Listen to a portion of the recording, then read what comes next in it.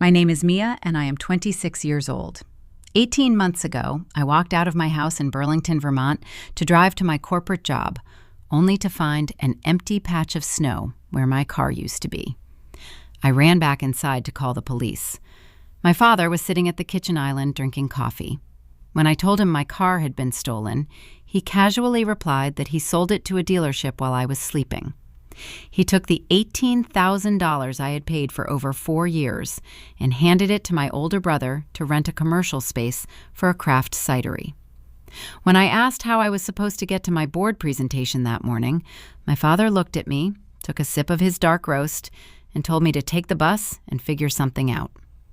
I did figure something out, and what I built during those freezing bus rides eventually dismantled my brother's entire fake empire and cost my father his home. Before I tell you what happened when they realized I was the executive holding the keys to their survival, please take a moment to like and subscribe to Maya Tells Stories, but only if you genuinely connect with this kind of journey. Also, drop a comment letting me know your age and where you are watching from right now. Now, let me take you back to that freezing Tuesday morning, to the exact moment I realized my family viewed me not as a daughter, but as a disposable asset. The wind coming off Lake Champlain carried a bitter chill that defined winter mornings in our city. I stepped off the front porch, my breath pluming in the freezing air, shifting the weight of my leather work tote to my other shoulder. I looked up and stopped walking. The patch of asphalt where I had parked my 2019 Subaru Outback the night before was bare, dusted with a thin layer of fresh snow. My first instinct was mechanical. I checked my coat pocket for my keys. They were there. My second instinct was panic. I turned around, my boots crunching against the ice, and hurried back inside the house. The kitchen was warm, smelling of toasted bagels and the expensive coffee my father, Richard, insisted on ordering from Seattle. He was sitting at the granite island, wearing a pressed Oxford shirt, scrolling through the financial news on his tablet. He did not look up when the back door slammed shut behind me. I told him I needed to call dispatch because someone took the Subaru off the driveway. Richard took a slow, measured sip from his ceramic mug. He set it down on a cork coaster, tapped the screen of his tablet to close an article, and finally met my eyes. He stated in a tone as casual as if he were discussing the weather forecast that nobody took it. He said he sold it to the dealership on Route 7 the previous afternoon, and they picked it up with a tow truck after I went to sleep. The silence in the kitchen stretched out. I stood frozen on the hardwood floor, my mind struggling to process the arrangement of those words. I reminded him that I paid the down payment on that vehicle. I reminded him that I made every single monthly installment out of my own checking account for the last 4 years. Richard exhaled a breath of practiced impatience. He acknowledged that I made the payments, but he quickly reminded me that when I was 22 and fresh out of college, we kept the title in his name to secure a lower insurance premium. He looked at me with the sterile calculation of a man balancing a ledger. He informed me that the car was legally his asset, and he liquidated it for $18,000. He did not cast his eyes downward. He did not display a fraction of a wince or a tale of guilt. I asked him why, keeping my voice level, fighting the instinct to let my hands shake. He answered smoothly, explaining that my older brother Julian needed emergency capital. Julian had found a commercial lease down in the Arts District for his new cidery and tap room. The landlord demanded a larger security deposit up front. Richard justified the theft by stating that Julian was building a tangible legacy, creating a real brand, while I just pushed papers for a hospital. I worked as a data compliance auditor for the largest regional healthcare network in the state. In exactly 90 minutes, I was scheduled to lead a quarterly presentation detailing Medicare coding discrepancies to a room full of senior directors. My career was not pushing papers. It was identifying digital fractures before they became federal liabilities. I gripped the strap of my tote bag and asked how I was supposed to get to the office for my board presentation. Richard picked up his coffee mug, turning his attention back to the glowing screen of his tablet. He dismissed me with a slight wave of his hand. He told me to take the city bus and figure something out. Most daughters would have screamed. Most people would have thrown their bags, shattered a glass, or stood in the kitchen demanding their money back until their vocal cords frayed. I looked at the man who had just stolen my mobility to fund his golden son's startup. I looked at his pressed shirt and his casual indifference. I did not raise my voice. I pulled out my phone, bypassed the dial pad, and opened the local transit application. I downloaded the winter bus schedule, turned on my heel, and walked back out the door into the Vermont snow. He told me to figure something out. As I stood at the corner of the intersection, watching a rusted municipal bus labor through the slush, I opened the zipper of my tote bag and rested my hand against the cold aluminum casing of my laptop. I boarded the bus, swiped my fare card, and took a seat in the back row. I did not cry. I simply opened a new encrypted text file, and I began to build. The 20-minute drive down Route 7 had previously been a quiet pocket of peace before my grueling hospital shifts. Now the logistics of basic survival required a military level of planning. I had to wake up at 4 a.m. to catch the first municipal transit line out of our suburban neighborhood. The Vermont winter did not forgive anyone standing still. I stood at the corner of a poorly plowed intersection with the wind whipping off Lake Champlain, cutting through my wool coat. The bus was always late, yielding to the ice on the roads. When the heavy doors finally hissed open, I climbed into a cabin smelling of wet wool and diesel exhaust. The vinyl seats were cracked and stiff from the extreme cold. A commute that once took 20 minutes now stole 2 hours of my day each way. 4 hours of my daily life were suddenly erased, all so my father could hand a check to his favored child. I did not spend those 4 daily transit hours staring out the frosted windows feeling sorry for myself. Time was the only currency I had left, and I refused to let my family bankrupt my mind alongside my transportation. During the second week of riding the bus, I began bringing my laptop. I would balance the cold aluminum casing on my knees, wrapping my scarf around my hands to keep my fingers nimble enough to type. I was a compliance auditor by day, tracing medical billing codes and identifying insurance discrepancies for a major healthcare network. I knew how money moved through complex bureaucratic systems. I knew how to track hidden ledgers. But the software I was building in the back row of that rattling municipal bus had nothing to do with medical billing. I was writing the source code for a proprietary artificial intelligence algorithm. The framework was designed to scan commercial vendor supply chains and detect financial anomalies. It was built to flag ghost employees' fake wholesale invoices and offshore shell company embezzlement. I poured every ounce of my frustration into the syntax, creating a digital net designed to catch the exact type of corporate deception I saw happening in my own home. While I spent 60-hour weeks dissecting hospital databases and shivering at transit stops, my older brother was playing the role of a visionary. Julian was 28 years old and operated entirely on unearned confidence. He was a charismatic man who had never held a traditional job for more than 8 months. He preferred to describe himself as a serial entrepreneur. His latest venture was Pinnacle Drafts, a high-end artisanal cidery located in the trendy downtown arts district. My parents viewed this unproven business as the ultimate family triumph. They spoke about Julian as if he had already secured a place on a global billionaire index. The reality of his operation was entirely aesthetic. Julian did not know the first thing about commercial agriculture or fermentation. He spent his days wearing expensive raw denim aprons and handcrafted leather boots, throwing around venture capital buzzwords like farm-to-glass scaling and disruptive market synergy. He leased a massive brick warehouse with exposed beams and poured every cent of the $18,000 stolen from my vehicle into visual marketing. The contrast between our daily lives became a masterclass in financial delusion. My father, Richard, had already drained a massive portion of his retirement savings and maxed out his home equity to secure the initial commercial lease for Pinnacle Drafts. He considered Julian a genius because Julian looked relaxed while spending other people's money. My mother, Diane, was equally captivated by the mirage. She spent her weekends shopping for imported bar stools and custom glassware for the taproom, treating the unopened business like a guaranteed gold mine. When I walked through the kitchen at 5 a.m. carrying my travel mug to catch the early bus, Richard and Diane would barely acknowledge my presence. They were too busy reading printed proposals for Julian's tasting room seating charts.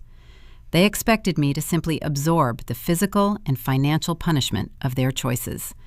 They assumed my silence was a form of submission. They believed that because I did not throw a tantrum, I had accepted my designated place at the bottom of the family hierarchy. They had no idea that a woman forced into the cold learns exactly how to build a fire. My algorithmic framework grew more sophisticated with every passing week. The lines of code stacked up on my screen forming a flawless architecture, capable of piercing through any corporate facade. To test the predictive models, I needed raw commercial data. Out of a sense of clinical curiosity, I began routing the publicly available limited liability filings and regional vendor permits for Pinnacle drafts through my early testing environment. I wanted to see exactly how Julian was structuring his so-called disruptive empire. As the bus lurched over a pothole, my phone vibrated in my coat pocket. I took my hands off the keyboard and pulled the device out. The screen illuminated the dim cabin, showing a new text message from Julian. I opened the notification expecting a demand for a family dinner RSVP. Instead, it was a high-resolution photograph of his newly renovated commercial space. The image showcased a row of gleaming stainless steel fermentation tanks sitting on pristine, polished concrete floors.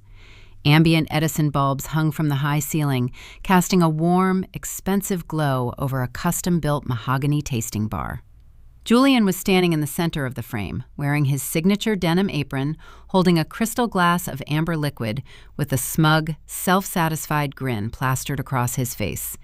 He looked like the cover model for a business magazine, funded entirely by theft. Below the photograph, he had typed a short caption, "Thanks for the wheels, little sis. Drinks are on me." The audacity of the message was staggering. He was openly gloating about utilizing the equity from my stolen car to purchase his brewing equipment. He viewed my hardship as a funny anecdote, a minor stepping stone on his path to greatness. He knew I was spending hours freezing at public transit stops while he posed for photographs in front of steel tanks I had unknowingly financed. The old version of me, the daughter who desperately wanted a seat at their table, might have typed out a furious paragraph. I might have demanded an apology or sent a screenshot to our parents, expecting them to intervene and correct his cruel behavior. But the cold logic of the software I was building had fundamentally rewired my perspective. Arguing with a narcissist is a waste of vital energy. You cannot reason with a person who views your existence purely as an asset to be harvested. I looked at the photograph of his expensive steel tanks and his arrogant smile. I did not type a single letter in response. I pressed the buttons on my phone to capture a screenshot of the image, ensuring the exact timestamp of his text message was permanently recorded. I opened a secure encrypted folder on my cloud drive labeled Pinnacle Audit. I uploaded the screenshot, dropping his written confession right next to his public tax filings and his business registration documents. I locked the folder, put my phone back into my pocket, and placed my hands back onto my laptop keyboard. The municipal bus rumbled closer to the downtown transit center. I ignored the biting chill leaking through the windows and went back to writing the code that would eventually tear his fake empire down to the studs. I was gathering my ammunition, waiting for the perfect public venue to drop the match. The upcoming family gathering would provide exactly the stage I needed. The rideshare dropped me off at the end of a long, sweeping driveway. The driver of the rattling sedan looked nervously at the towering oak trees and the wrought iron gates before pulling away into the dark. I paid my fare through the application and stepped out into the freezing November air. My parents lived in a sprawling suburban estate in Chittenden County. The architecture was designed to project generational wealth, featuring tall brick chimneys and a manicured lawn hidden beneath a thick blanket of pristine winter snow. The driveway was already packed with vehicles. I walked past my father's leased luxury sport utility vehicle and Julian's brand new imported crossover. The contrast between their polished chrome and my thrifted wool sweater was a physical manifestation of our established family hierarchy. I pushed open the heavy mahogany front door. The foyer smelled of roasted sage-brown butter and expensive pine candles. Loud, confident laughter echoed from the formal dining room. I hung my coat on a brass rack and walked slowly toward the noise. The dining table was set with heirloom china and heavy crystal water goblets. My father, Richard, sat at the head of the table wearing a tailored corduroy blazer. He held a tumbler of amber bourbon, swirling the liquid with practiced authority. My mother, Diane, was fluttering around the perimeter, adjusting elaborate floral centerpieces and pouring red wine. Julian occupied the seat of honor to my father's right. He was not wearing his raw denim apron today. Instead, he wore a fitted cashmere turtleneck, projecting the curated aesthetic of a successful founder off the clock. Sitting directly beside him was his wife, Chloe. She was a luxury real estate agent who specialized in selling overpriced downtown lofts to out-of-state investors. Chloe operated as the perfect accessory to Julian's mirage. She wore a diamond tennis bracelet that caught the light from the overhead chandelier, and she spent the majority of the evening casually checking her own reflection in the flat blade of her silver butter knife. Her primary contribution to the family ecosystem was validating my brother's unearned arrogance while delivering subtle microaggressions masked as polite concern.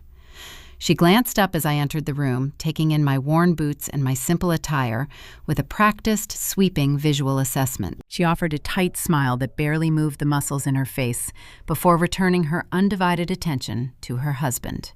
I took the only empty seat remaining at the far end of the long table. Nobody offered a welcoming embrace or asked about my transit across the freezing city. Julian was in the middle of holding court, and any interruption was treated as a severe offense. He was delivering a rapid monologue about the projected first-quarter earnings for Pinnacle Drafts. He spoke loudly, ensuring his voice bounced off the vaulted ceilings. He did not talk about brewing cider, sourcing local apples, or managing fermentation schedules. He talked about user acquisition and maximizing retail footprint velocity. He threw around phrases like tiered distribution scaling and disruptive beverage paradigms. He was treating a local taproom like a Silicon Valley software launch. He claimed he had secured a letter of intent from a major regional distributor and boasted that his revenue trajectory was outpacing industry standards by 40%. I sat quietly, carving a piece of turkey, listening to a man invent an alternate reality. I had already run his public vendor permits through my early software testing environment. I knew his legal seating capacity. I knew his operating costs based on commercial rental averages in his specific zip code. The numbers he was spouting at the dining table were physically impossible. He was inflating his wholesale contracts and inventing distribution deals out of thin air. He was performing a financial magic trick for an audience desperate to believe in miracles. Richard leaned forward, his eyes gleaming with greedy pride. He believed every single fabricated syllable falling from his son's mouth. He viewed Julian's lies as a guaranteed return on his massive home equity investment. Richard stood up, holding his crystal glass high above the table. He commanded the room to raise their drinks. He delivered a booming toast, honoring Julian as the visionary of the household. He called my brother the financial savior of our name, praising his bold risk-taking and his entrepreneurial spirit. He looked around the table, his gaze finally landing on me, resting at the far edge of the mahogany wood. He took a sip of his bourbon and stated that true success requires sacrifice and strategic vision. He was indirectly praising himself for stealing my vehicle to fund this exact moment. The table clinked their glasses together in a chorus of celebratory noise. I set my fork down. The metallic clatter of the silver hitting the porcelain plate was quiet, but it sliced through the residual applause. I looked down the length of the table, past the floral centerpieces and the crystal goblets, directly into Julian's smug face. I kept my voice perfectly level, stripped of any emotional fluctuation. "When do you intend to repay the $18,000 you took from my vehicle?" I asked. The dining room went dead silent. The sudden absence of noise was deafening. Chloe froze with her wine glass halfway to her mouth. Diane stopped pouring water midstream. Julian's self-satisfied grin evaporated, instantly replaced by a tight, defensive grimace. He shifted in his expensive chair, suddenly looking very small inside his cashmere sweater. Richard reacted with immediate, explosive hostility. He slammed his heavy crystal tumbler down onto the mahogany surface. The impact sent a splash of amber liquid over the rim, staining the pristine white tablecloth. His face flushed a dark, angry red. He pointed a trembling finger down the length of the table. "How dare you bring that up tonight?" Richard hissed, his voice vibrating with suppressed rage. "Your brother is on the verge of a historic corporate breakthrough, and you sit there dragging down the mood over a depreciating asset. You are a bitter, jealous sibling. You cannot stand to see him succeed because you are stuck pushing papers in a cubicle. You are actively trying to ruin his moment out of pure spite." I did not shrink back from my father's verbal assault. I maintained unbroken eye contact with Julian, waiting for his response. Julian recovered his composure, relying on the protective shield his father had just provided. He let out a loud, practiced laugh that held zero genuine amusement. He leaned back in his chair, draping one arm casually over the backrest, projecting unbothered superiority. "Listen, little sister," Julian scoffed, using a condescending tone designed to diminish my adulthood. "Real entrepreneurs do not have the bandwidth to worry about used car values. I am managing complex supply chains and negotiating multi-million-dollar contracts. That initial seed capital was an investment in a larger vision. You will get your pocket change back when the acquisition clears. Try to look at the bigger picture for once in your life." Chloe set her wine glass down and decided to join the offensive line. She smoothed the napkin on her lap and offered me a look of profound, weaponized pity. "Julian is carrying the weight of a massive enterprise on his shoulders." Chloe chimed in, her tone dripping with passive concern. "You really should not stress him out with petty grievances at the dinner table. Besides, I saw you arrive in that beat-up taxi. The driver looked incredibly sketchy. If you are struggling that badly to make ends meet, maybe you should look into getting a second job on the weekends. I know a few property management firms that need after-hours receptionists. It would definitely help you save up for a new down payment so you can stop bothering us." They sat back in their chairs, forming a unified wall of arrogant delusion. They waited for me to crumble. They expected me to raise my voice, to defend my career, to list my grievances, or to storm out of the house in a dramatic, tearful exit. They wanted me to provide the hysterical reaction that would validate their narrative of the unstable, jealous sister. I gave them nothing. I did not offer a single word of defense. I looked at my father nursing his spilled bourbon. I looked at Julian hiding his crushing debt behind a cashmere sweater. I looked at Chloe securing her identity to a sinking ship. I simply picked up my fork and resumed eating my meal. I absorbed their mockery, digesting their insults, with the same clinical efficiency my algorithm used to process data. I took a mental snapshot of their profound arrogance, permanently recording the exact layout of their hubris. They sat in their expensive dining room, celebrating a digital mirage, fueled by stolen equity and fabricated ledgers. They felt untouchable because they believed they controlled the narrative. They had no idea that the quiet woman sitting at the end of their table was spending her freezing transit rides building the exact digital weapon required to dismantle their entire world. The clock was ticking, and the 18 months of silent grinding that followed would forge a reality they could never survive. 18 months vanished into a relentless cycle of exhaustion and survival. I scraped together $2,000 from my sparse checking account and purchased a rusted sedan from a local scrapyard. The vehicle was a mechanical liability. The heater barely functioned, dispensing only a faint breath of lukewarm air against the brutal Vermont winter. The transmission slipped aggressively whenever I attempted to merge onto the interstate, causing the entire frame to shudder. Every morning, I sat in the freezing driver's seat, waiting for the engine block to warm up, gripping the steering wheel with numb fingers. I refused to ask my parents for a single dime. I refused to give them the satisfaction of watching me crawl back to their doorstep, begging for assistance. They wanted me broken and dependent so they could continue to elevate their favored son. I chose to be exhausted and free. I maintained my demanding hospital shifts, dissecting medical compliance codes by day, By night, I transformed my cramped apartment kitchen into a digital war room. The proprietary software I was building required total isolation and surgical focus. I was designing an artificial intelligence auditing algorithm. The architecture was specifically programmed to ingest monumental data sets from commercial supply chains and flag financial anomalies with a 99.9% accuracy rate. I taught the machine how to hunt. I fed it historical examples of corporate embezzlement, complex shell company structuring, and vendor fraud. It learned to spot the invisible threads connecting fake wholesale invoices to offshore banking relays. The code became a living, breathing entity capable of tearing down the most sophisticated corporate facades in a matter of seconds. To calibrate the predictive models, I needed a live testing environment. Julian provided the perfect subject. He spent the last year and a half aggressively expanding his digital footprint. He posted endless updates about Pinnacle drafts, celebrating his rapidly scaling distribution networks and his booming retail velocity.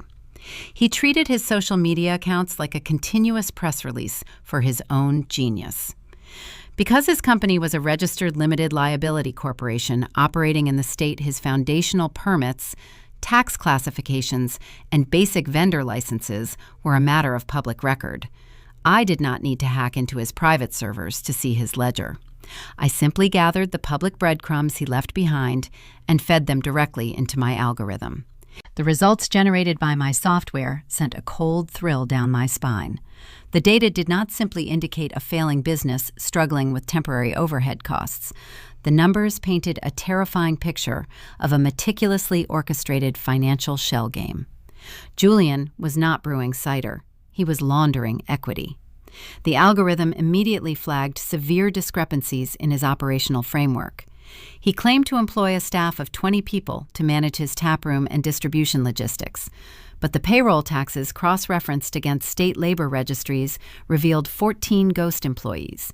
These were fabricated identities collecting weekly paychecks that funneled directly back into his personal bank accounts. Furthermore, his material acquisitions made zero physical sense. The software detected recurring payments sent to offshore suppliers for industrial fermentation equipment that never arrived at his Burlington warehouse. He was taking the staggering home equity loan my father provided and bleeding it dry through fake international invoices. He was paying his wife Chloe a bloated consulting fee for non-existent real estate advisory services. They were living a luxury lifestyle funded entirely by systematic corporate fraud. Julian believed his buzzwords and his expensive denim aprons made him invincible. He had no idea I possessed a precise digital map of his impending felony convictions. I compiled the results into a secure, encrypted dossier. I did not confront him. I did not warn my parents that their golden child was actively incinerating their retirement funds. I let them continue to worship their mirage while I finalized my code. I filed a formal patent application for my auditing architecture, protecting my intellectual property behind an impenetrable legal wall. Once the copyright cleared, I sent a quiet demonstration module to a curated list of elite financial institutions. I did not market the software to local accounting firms. I aimed directly at the apex predators of the corporate ecosystem. It took exactly 4 days for the trap to spring. My cheap cell phone rang on a Tuesday evening while I was eating a bowl of instant noodles in my tiny kitchen. The caller identification displayed a Boston area code. I answered the line, keeping my voice perfectly level. The man on the other end introduced himself as Marcus. He was the chief executive officer of Crestview Capital, a formidable private equity firm managing billions in regional assets. Marcus did not bother with pleasantries or corporate small talk. He possessed the direct, ruthless efficiency of a billionaire who recognized a paradigm-shifting asset. He informed me that his firm was currently bleeding capital, losing millions to deceptive startups, inflating their metrics to secure bloated valuations. His legacy auditors were failing to catch modern coding deception, and his acquisition pipeline was suffering. Marcus stated that my demonstration module had flawlessly dismantled 3 of their recent failed acquisitions in a matter of minutes. Crestview Capital did not just want to license my software. They recognized that the algorithm required a master architect to wield it effectively against incoming threats. Marcus offered to buy the exclusive rights to my program for $4,200,000. The figure hung in the air, representing a sequence of wealth so large it felt entirely surreal. He did not stop there. He formally extended a corporate appointment, offering me the title of Vice President of Risk Assessment. I would report directly to him, operating as the ultimate gatekeeper for every single corporate buyout his firm considered across the New England territory. I sat at my wobbly kitchen table, looking around my cramped apartment. I thought about my father, casually sipping his dark roast coffee after stealing my vehicle. I thought about Julian mocking me over a Thanksgiving dinner funded by his criminal enterprise. I accepted the offer without a fraction of hesitation. 3 days later, I signed the heavy, watermarked corporate contracts inside a glass-walled conference room in downtown Boston. The signing bonus cleared my bank account, rendering my financial anxieties permanently obsolete. Yet I changed absolutely nothing about my daily routine. I drove my rattling $2,000 sedan back to Vermont. I continued wearing my thrifted sweaters. I maintained an absolute media blackout regarding my new corporate status. I did not update my professional networking profiles or purchase a luxury vehicle to signal my success. My family firmly believed I was still the designated failure, existing solely to absorb their mockery and highlight their perceived achievements. They had no idea my wealth now eclipsed their combined net worth 10 times over. They had no idea I held an executive title that commanded absolute respect from industry titans. I remained silent, watching the calendar turn, waiting for the inevitable moment their fraudulent empire ran out of borrowed cash. I knew the collision was approaching with terrifying speed. A con artist running a shell game eventually runs out of victims and turns back to the only resource left available. I knew my father and my brother would soon come looking for a fresh lifeline when the local banks inevitably cut off their credit. They were going to demand my submission, assuming I was still the helpless daughter shivering at a bus stop. I simply waited in the shadows, fully prepared to hand them an anchor the moment they asked for a life raft. The phone call arrived precisely 72 hours after the multi-million-dollar corporate wire transfer illuminated my banking application. I was sitting at my small kitchen table, reviewing a preliminary portfolio of regional supply chains for Crestview Capital. My cheap cell phone rattled across the imitation wood surface, displaying my father's name on the screen. He never called me on a Thursday evening unless the situation required immediate compliance or carried severe financial implications. I answered the call, holding the device away from my ear. Richard did not offer a standard greeting or ask about my week. He deployed a tone typically reserved for managing subordinate employees at a shipping facility. He demanded my presence at the family estate in Burlington, stating that an urgent meeting was required to discuss the trajectory of the household. He did not elaborate on the details of the crisis, but he informed me that attendance was mandatory. He hung up the phone before I could formulate a question. The arrogance of his demand was staggering. He had stolen my vehicle 18 months prior to fund a criminal enterprise, treating my existence as a minor obstacle. He had publicly humiliated me at a holiday dinner, allowing his son and daughter-in-law to mock my poverty. Now he summoned me back to the scene of the crime, expecting me to dutifully respond to a whistle. I did not decline the invitation. I understood that a predator backed into a corner becomes infinitely more dangerous if you ignore their frantic behavior. The financial facade Julian maintained was clearly crumbling, and they needed a fresh victim to absorb the incoming shockwave. I closed my laptop, sliding it into my worn leather tote bag. I drove my rattling $2,000 sedan across the city, listening to the transmission struggle against the incline of the suburban hills. The vehicle was a mechanical fossil compared to the luxury sport utility vehicles dominating the manicured driveways of my parents' neighborhood. I pulled into the expansive brick driveway, parking as far away from the front entrance as possible, ensuring my rusted bumper did not taint their polished aesthetic. I pushed through the heavy mahogany front doors, stepping into the warm, aromatic air of the foyer. The house was silent, stripped of the loud, arrogant laughter that usually accompanied Julian's presence. I walked directly toward the home office, a sprawling room lined with custom cherrywood bookshelves and leather armchairs. Richard was standing behind a massive executive desk, swirling a single ice cube in a crystal glass of expensive bourbon. His posture was rigid, projecting a false confidence designed to intimidate. My mother, Diane, sat rigidly in a winged chair near the window, her arms crossed tightly over her cashmere sweater. She offered a tight, strained smile that failed to reach her eyes, immediately signaling that a trap was being set. Julian was conspicuously absent.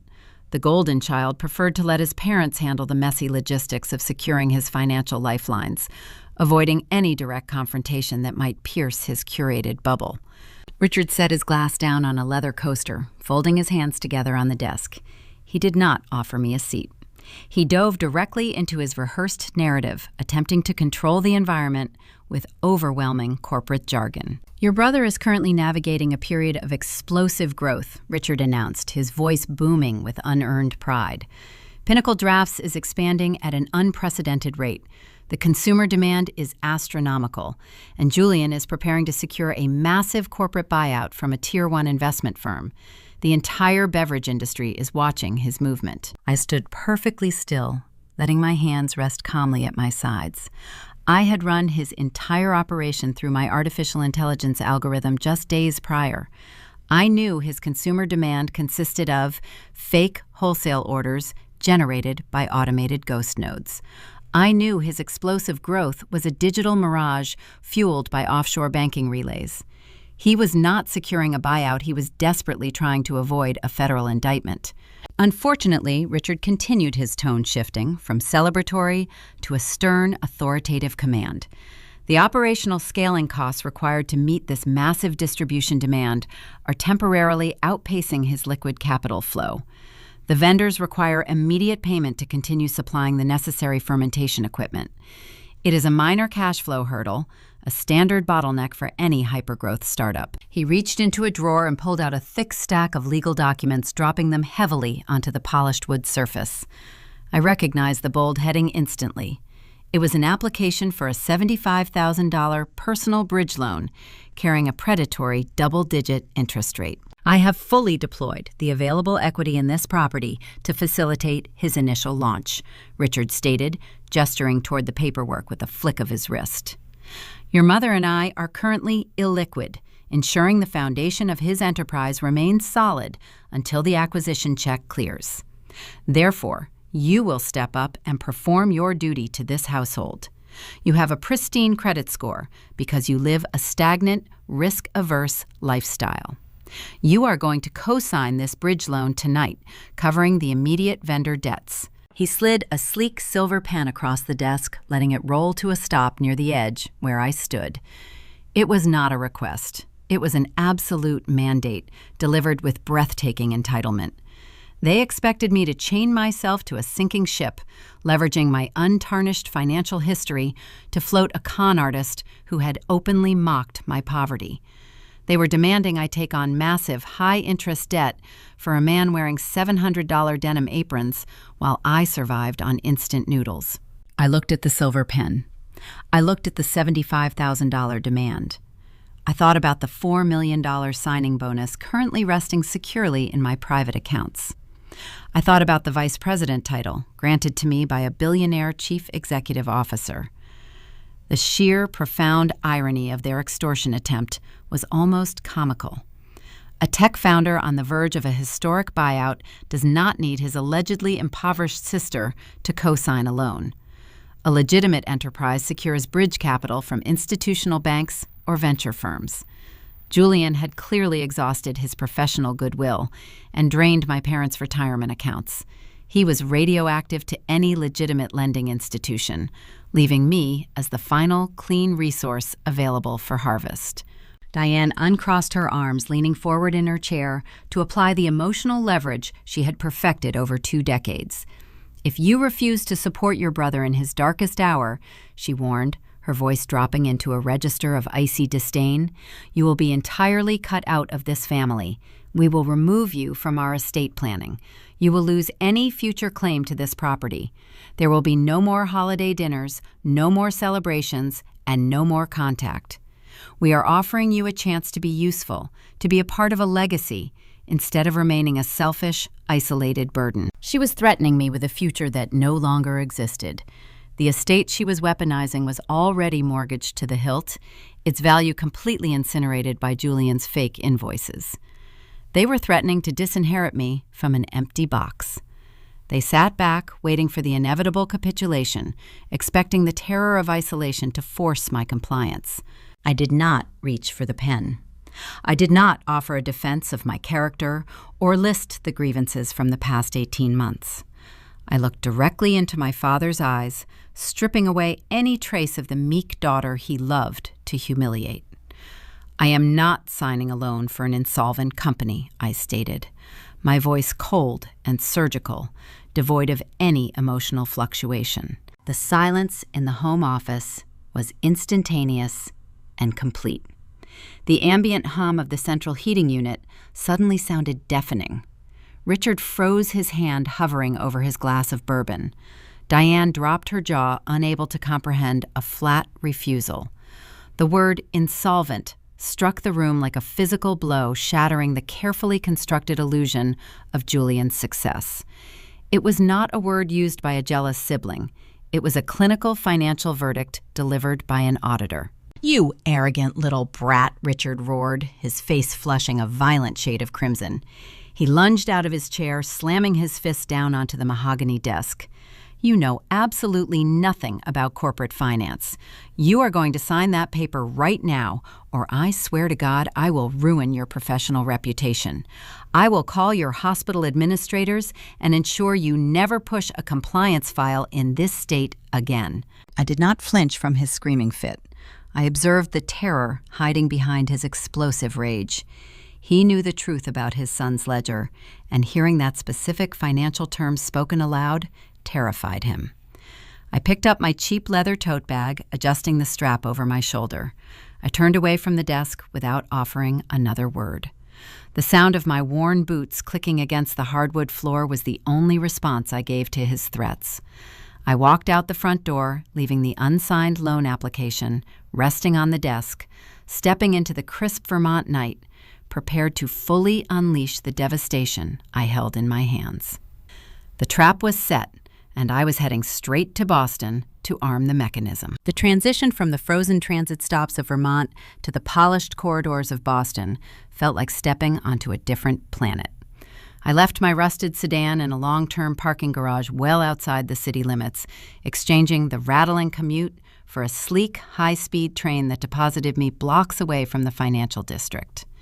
The headquarters of Crestview Capital occupied the top 3 floors of a towering glass and steel skyscraper.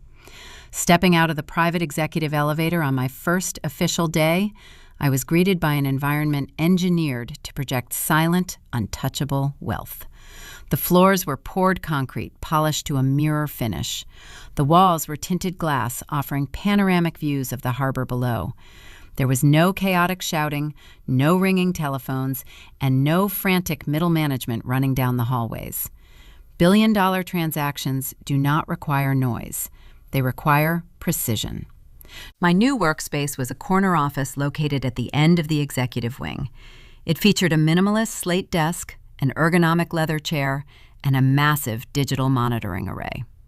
I sat down and placed my cheap leather tote bag on the floor beside me. For 18 months, my family had defined my worth by my thrifted sweaters and my reliance on municipal transit. They had convinced themselves I was a stagnant failure, incapable of navigating the real world. Sitting in a chair that commanded a multi-million-dollar salary, I felt the last lingering threads of their psychological manipulation dissolve into the climate-controlled air. I barely had time to boot up my secure terminal before the glass door to my office swung open. Marcus, the chief executive officer of Crestview Capital, walked in, carrying a silver encrypted tablet. Marcus was a man who measured his time in fractions of a second. He wore a tailored charcoal suit, but carried himself with the predatory energy of a street fighter. He had built his private equity firm by identifying vulnerabilities in the market and exploiting them before his competitors even realized a shift had occurred. He did not bother with pleasantries or welcome speeches. He dropped the silver tablet directly onto the center of my slate desk. "We are consolidating the New England craft beverage sector," Marcus announced, taking a seat in the chair opposite my monitor. "The regional market is heavily fragmented. We intend to acquire a curated portfolio of independent breweries, cideries, and distilleries to merge into a single dominant distribution powerhouse. We have allocated $50 million in liquid capital for this specific acquisition phase." He leaned forward, resting his elbows on his knees, his expression tightening into a mask of calculated frustration. "The problem is the current state of startup culture," Marcus explained. "The sector is bleeding capital due to fabricated valuations.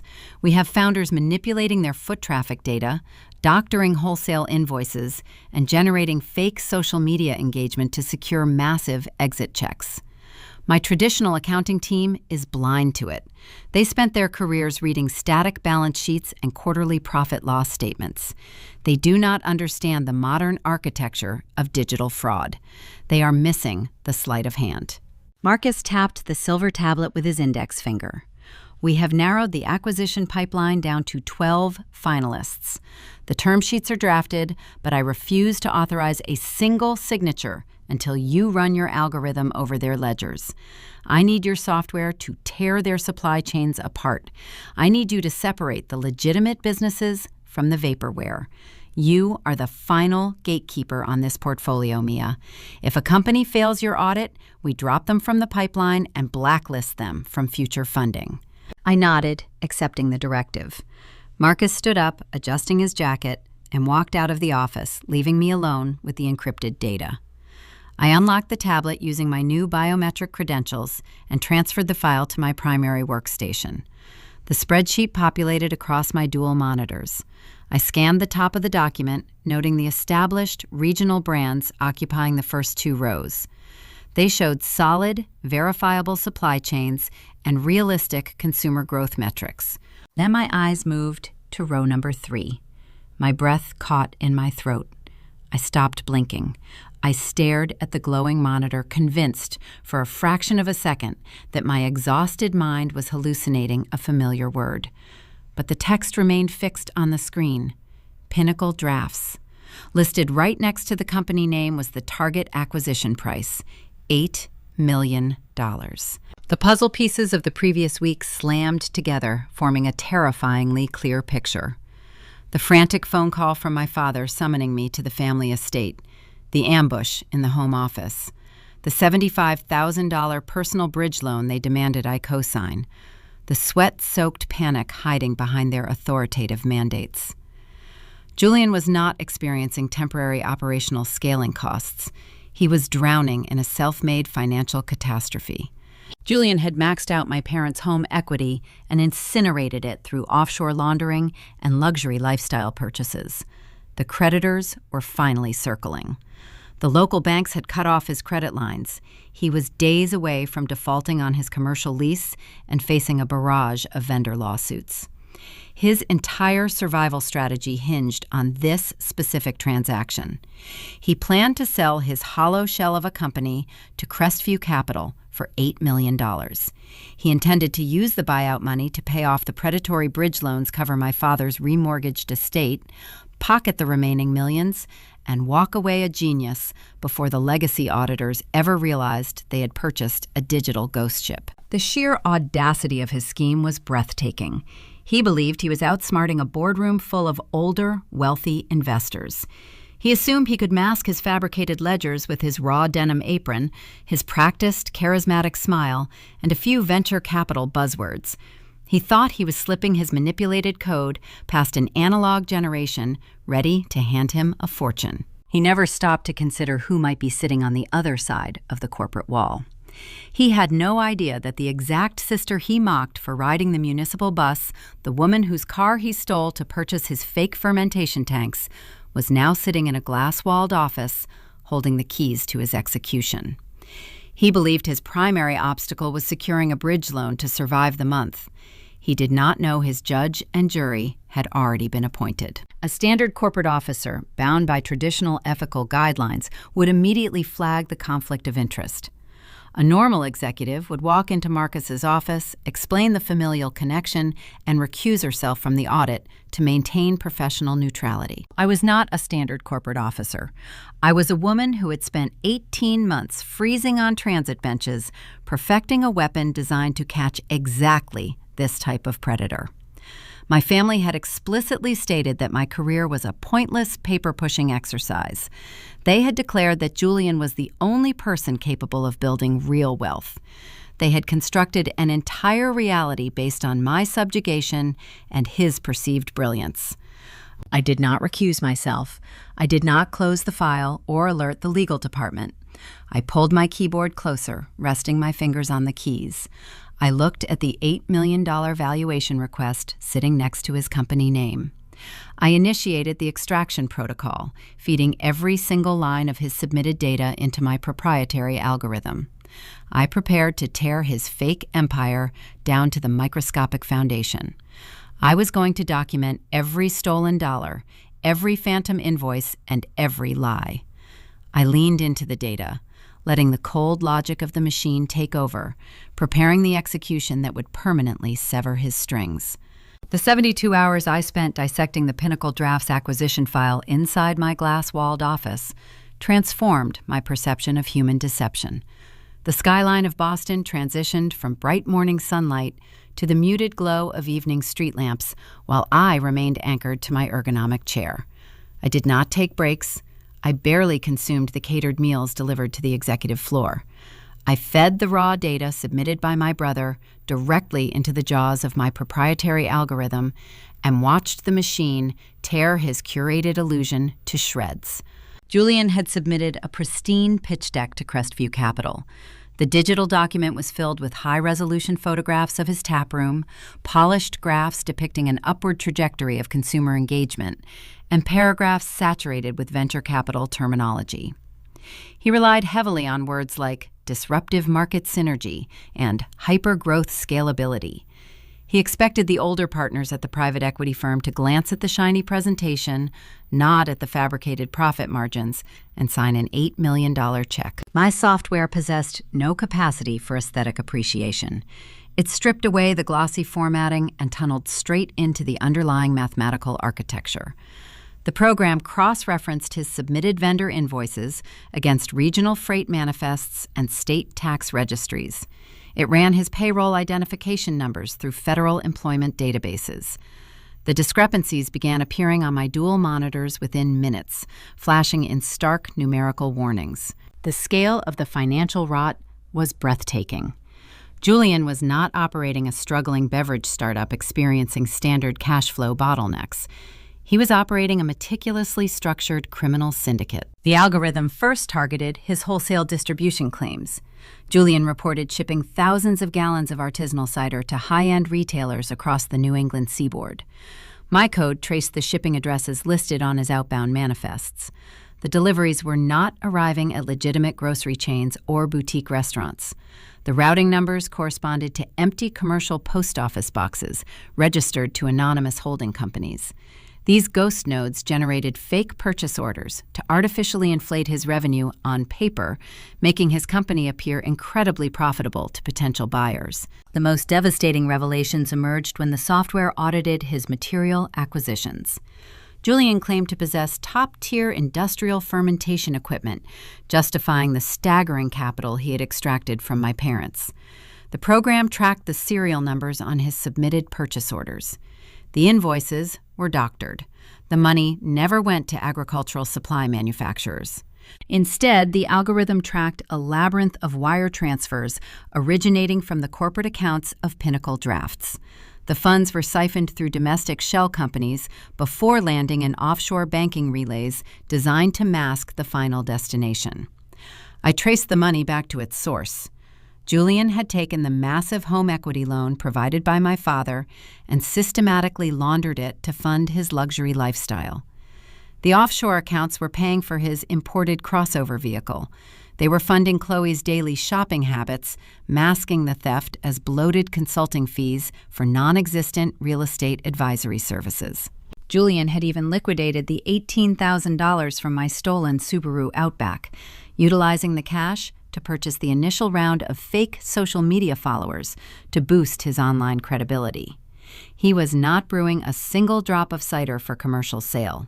He was purchasing cheap, generic apple juice from a bulk supplier, relabeling the kegs, and using the tap room as a physical front to run a federal wire fraud operation. He was days away from a multi-count felony indictment, and he had just handed the map of his crimes directly to a corporate entity. I did not feel a rush of sorrow for my father, whose retirement savings were now permanently incinerated. Richard had willingly handed his life to a charismatic fraud because he preferred a comfortable lie over a quiet truth. He had mocked my career and demanded my submission to protect this exact enterprise. The data staring back at me from the monitors was the ultimate, unarguable verdict. I initiated the printing sequence. The heavy commercial printer in the corner of my office hummed to life, pushing out thick stacks of crisp white paper. I gathered the pages, spreading them across my slate desk. I uncapped a bright yellow highlighter and went to work manually marking the most damning pieces of evidence. I highlighted the fake employee identification numbers. I circled the offshore routing relays. I drew a sharp line under the inflated revenue projections, directly contrasting them with the empty postal box addresses. I required a physical vessel to house the execution. I opened my desk drawer and retrieved a heavy-weight manila folder. I began assembling the dossier with surgical precision, constructing a layered narrative of destruction. The foundation of the folder consisted of the highlighted audit report. It was 60 pages of irrefutable mathematical proof documenting his federal crimes. This was the lethal blow, the mechanism that would kill his buyout and trigger a government investigation. I placed a second document directly on top of the audit. This was a copy of my employment contract with Crestview Capital. The paper was printed on thick, watermarked corporate letterhead. It bore the crest of the billionaire private equity firm and clearly displayed my title as Vice President of Risk Assessment. The compensation clause was visible on the first page, highlighting my $4,200,000 signing bonus. This document served as the ultimate shift in power, proving that the daughter they viewed as a stagnant failure now held the keys to their survival. The final layer, resting at the very top of the stack, was a single sheet of printer paper. It was the screenshot I had taken 18 months prior on a freezing municipal bus. The image displayed Julian standing in front of his leased fermentation tanks, holding a crystal glass, wearing his arrogant smile. The text beneath the photo remained crisp and clear, reading, "Thanks for the wheels, little sis. Drinks are on me." This was the emotional anchor, the undeniable proof of his malice, and the origin point of his downfall. I closed the manila folder, feeling its solid, satisfying weight in my hands. The weapon was fully armed. Now I required the appropriate armor. I left the Crestview Capital headquarters during my lunch hour and walked 3 blocks to a high-end designer boutique in the financial district. I bypassed the casual corporate wear and approached the formal suiting section. My family utilized clothing to measure human value, viewing my thrifted sweaters as a sign of incompetence. I intended to strip them of their ability to look down on me the moment I entered their presence. I purchased a tailored, structured, slate gray suit. The fabric was unforgiving and razor-sharp, devoid of any warmth or approachability. It was the uniform of a corporate executive who made decisions that dismantled companies. I handed the clerk my new titanium corporate card, finalizing a transaction that cost more than my rusted sedan without a second thought. When I looked in the 3-way mirror of the fitting room, the exhausted girl shivering at transit stops was gone. The woman staring back at me radiated a cold, clinical authority. I was the corporate reaper, and I was preparing to collect a debt that 18 months of compound interest had transformed into total ruin. I returned to my office and set the garment bag over my leather chair. Marcus stepped through the glass doorway holding his schedule. He informed me that Julian was hosting a highly exclusive VIP tasting event at the Pinnacle Drafts Warehouse in Burlington the following evening. Julian had invited the Crestview Capital executive team to tour the facility, aiming to secure the final signatures for his $8 million buyout. Marcus instructed me to prepare for travel, stating we would attend the event together to deliver the final verdict on the acquisition. I placed my hand flat against the manila folder resting on my desk. I looked at the billionaire chief executive officer and nodded, confirming my attendance. The trap was boxed and sealed, ready to be transported straight back to the mountains of Vermont. The flight from Logan International Airport to Burlington International took exactly 47 minutes. Marcus and I traveled in the private corporate jet leased by Crestview Capital. The cabin was a study in aggressive minimalism, featuring cream leather seats and polished mahogany tables. I sat across from the billionaire chief executive officer, reviewing the final highlighted metrics of the Pinnacle Drafts acquisition file. My hands did not shake. The slate gray designer suit I had purchased the previous afternoon fit perfectly, serving as a physical suit of armor against the impending familial collision. Marcus looked over the rim of his reading glasses, studying my composed demeanor. He had spent his career dismantling fraudulent companies and terminating predatory executives. He recognized the cold, surgical focus of an auditor preparing to deliver a fatal blow. He did not ask about my emotional state or inquire if the familial connection to the Target acquisition was clouding my judgment. He cared exclusively about the bulletproof data resting inside the thick manila folder on my lap. We landed just as the sun dipped below the jagged silhouette of the Green Mountains, casting a deep, bruised purple twilight over the city of Burlington. A chauffeured black sport utility vehicle waited on the tarmac, idling smoothly in the freezing air. The driver opened the heavy rear door, and Marcus gestured for me to step inside. We drove in silence, navigating the familiar streets of my hometown. We bypassed the sprawling suburban neighborhoods where my parents resided and headed straight toward the trendy downtown arts district. Julian had spared no expense for his highly exclusive VIP tasting event. The exterior of the Pinnacle Drafts Warehouse was bathed in architectural uplighting, highlighting the restored brick facade and the custom-forged steel signage. A red carpet stretched from the curb to the massive double doors, flanked by professional security personnel holding digital guest lists on glowing tablets. The scene was a masterclass in fabricated luxury, designed specifically to woo the Boston executives holding an $8 million buyout check. Julian was desperately attempting to project the illusion of a booming hyper-growth enterprise. He was spending the last dregs of his stolen capital to throw a party he could not afford, to secure a future he did not deserve. The black vehicle pulled to a smooth stop directly in front of the red carpet. The driver rounded the hood, opening my door first. I stepped out onto the pavement, feeling the bite of the Vermont winter air against my skin. It was the same freezing wind that had punished me for 18 months while I waited for municipal buses. But tonight, I was immune to the cold. I adjusted the lapels of my structured suit, gripped the manila folder, and waited for Marcus to join me on the sidewalk. We approached the entrance, and the security guard immediately stepped aside, parting the velvet ropes without requesting identification. The presence of a billionaire commands a specific, undeniable gravity that effortlessly bypasses standard protocol. The heavy doors swung inward, revealing the cavernous interior of the taproom. The space was a stunning visual lie.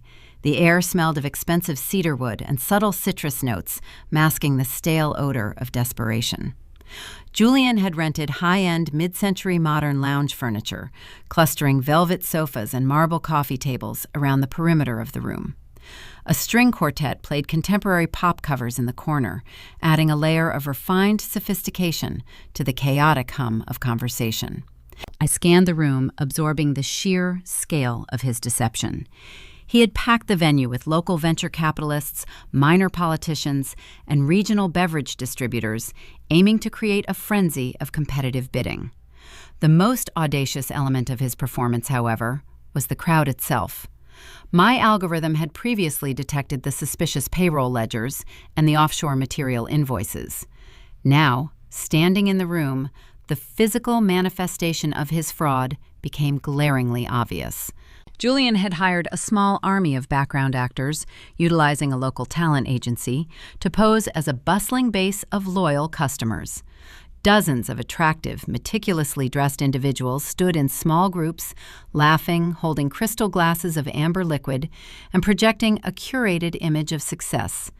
They were drinking cheap, generic apple juice, poured from fake fermentation tanks, while earning an hourly rate funded by my father's maxed-out home equity. Standing in the center of the room, orchestrating the entire charade, was Julian. He was wearing his signature raw denim apron over a crisp white button-down shirt, holding a clipboard and looking incredibly self-important.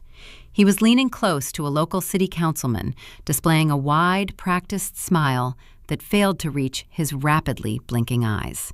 He was performing the role of the visionary founder, a man supposedly on the verge of a historic breakthrough. Hovering near the custom-built mahogany bar were Richard and Diane. They had arrived early, dressing in their finest country club attire to schmooze with the invited elite. Richard was wearing a tailored navy suit, holding a tumbler of bourbon and pointing aggressively at the gleaming stainless steel tanks as if he had personally welded them together. He was boasting to anyone who would listen, completely convinced that his favored son was about to make him a multi-millionaire and validate his entire worldview. Diane stood beside him, wearing a heavy diamond necklace and offering theatrical high-pitched laughs, performing her role as the matriarch of an emerging dynasty. They were celebrating on the deck of a sinking ship, completely unaware that the hull was already shattered. Marcus stepped past the coat check, handing his cashmere overcoat to an attendant. I followed him, shedding my outer layer, revealing the sharp, severe lines of the slate gray suit. The ambient lighting of the tap room caught the subtle texture of the expensive fabric, instantly distinguishing me from the rented background actors and the localized wealth of the Burlington attendees. We moved together, charting a direct path across the polished concrete floor. The crowd naturally parted for the chief executive officer of Crestview Capital, sensing the arrival of the apex predator they were all desperate to impress. The movement caught my mother's eye. Diane was mid-sentence describing Julian's childhood brilliance to a bored-looking regional distributor when she glanced toward the entrance. Her theatrical smile froze. Her eyes widened, locking onto my face. The wineglass in her hand tilted dangerously close to spilling over the rim. She did not recognize the woman walking toward the center of the room. For 26 years, she had defined my existence by thrifted clothing, exhausted posture, and a quiet, desperate need for her validation. She was accustomed to seeing me arrive at family events looking like a struggling extra in the grand production of her life. Now, she was staring at an executive radiating cold, unbothered power, standing shoulder to shoulder with the billionaire her son was currently trying to defraud. Diane aggressively tapped Richard on the shoulder, digging her manicured fingernails into the fabric of his navy suit. Richard spun around, irritated by the interruption. He followed her gaze, squinting through the ambient lighting. When Richard registered my presence, his face underwent a rapid, terrifying sequence of micro-expressions. Initial confusion gave way to shocked disbelief, which rapidly crystallized into a dark, pulsing rage. He did not process the slate gray suit or the fact that I was walking alongside Marcus. His narcissistic brain simply defaulted to his established baseline. He assumed I was an ungrateful failure attempting to sabotage his golden child. He believed I had crashed the multi-million-dollar VIP tasting event to throw a public tantrum about an 18-month-old used car, or to beg for the $75,000 bridge loan I had previously refused to sign. Richard immediately abandoned his conversation, setting his bourbon heavily onto the mahogany bar. He strode purposefully across the room, closing the distance between himself and Julian. He grabbed his son by the elbow, spinning the fake entrepreneur around and gesturing sharply in my direction. Julian's face twisted into an ugly sneer the moment he spotted me. His curated performance of the relaxed visionary vanished entirely. The panic sweating beneath his raw denim apron surged to the surface. He saw the sister he had mocked for riding municipal transit, carrying a thick manila folder directly into the heart of his fraudulent empire. He assumed I was a wild variable, a desperate relative looking for a handout in front of the Boston billionaires he was trying to rob. Julian muttered a hasty apology to the city councilman, abruptly breaking away from the conversation. He marched aggressively across the polished concrete floor, flanked by my father, forming a unified front of patriarchal intimidation. They were moving quickly, hoping to intercept me before I could reach the VIP section and embarrass them in front of the primary investors. They intended to grab my arm, drag me out the heavy double doors, and throw me into the freezing Vermont night. They were charging forward, fueled by a lifetime of unchallenged superiority, completely blind to the reality of the situation. They had no idea they were walking directly into a trap, closing the jaws of the mechanism with their own hands. The approach of my father and brother across the polished concrete floor of the taproom was a study in synchronized arrogance. They moved with the aggressive, purposeful strides of men accustomed to dominating their physical space. The background actors, swirling their fake cider, and the localized venture capitalists discussing false metrics, instinctively parted, forming a narrow aisle for their advance. Julian led the charge, the fabric of his expensive raw denim apron snapping against his legs. Richard flanked his right side, his face set in a rigid scowl of patriarchal fury. They were operating under a singular, terrifying delusion, believing they held absolute authority over my presence in this room.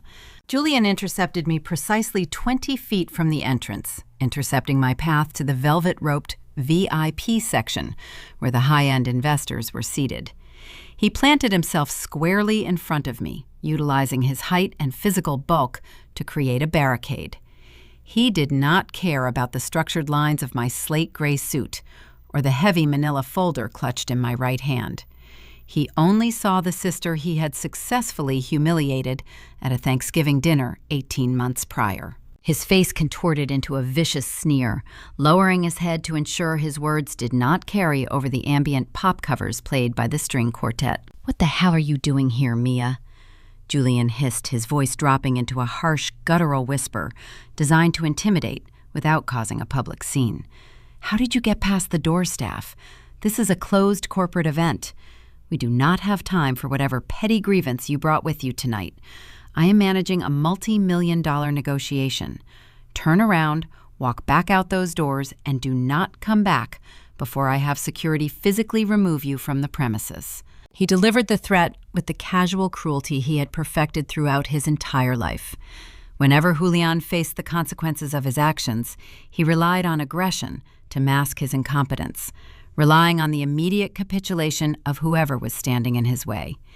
He expected me to flinch, to lower my eyes, and to retreat into the freezing Vermont night out of sheer habitual submission. Richard stepped up directly behind Julianne, closing the distance and amplifying the intimidation tactic. He puffed out his chest, his tailored navy suit pulling tight across his shoulders. He pointed a thick, trembling finger at my chest. His face flushed a dark, angry crimson. "You are a pathetic embarrassment," Richard growled, his voice vibrating with suppressed rage. "You crashed your brother's $1 million night because you are bitter and jealous. We offered you a chance to support this family last week, and you walked away. Now you show up here begging for attention. You are a disgrace to this name. Leave this building immediately before you ruin everything we have built." I stood perfectly still, letting the wave of their hostility wash over me. I did not shrink back a single inch. I did not raise my voice or attempt to defend my character. I did not explain that the empire they were desperately trying to protect was a digital mirage constructed from stolen car equity and maxed-out home loans. I simply looked Julian dead in the eye, absorbing his panic and his sweat, holding the stare until the silence between us stretched tight enough to snap. I was waiting for a specific variable to align. I was waiting for the billionaire. Marcus had paused momentarily near the coat check, engaging in a brief professional exchange with a regional beverage distributor he recognized from a previous acquisition. The chief executive officer of Crestview Capital finished his conversation, handed the man a sleek business card, and resumed his path toward the VIP section. He moved with the quiet, predatory grace of a man who managed $50 million portfolios before breakfast. I timed it perfectly. Marcus stepped up directly beside me, coming to a halt at my left shoulder. The sudden presence of the Boston executive completely altered the geometry of the confrontation. Julian's aggressive posture faltered. The arrogant sneer frozen on his face evaporated, instantly replaced by a look of sheer, unadulterated panic. Julian recognized Marcus immediately. He had spent the last 6 months studying the faces of the Crestview Capital board members, memorizing their biographies, and practicing his pitch in the mirror. He knew exactly who was standing next to his sister.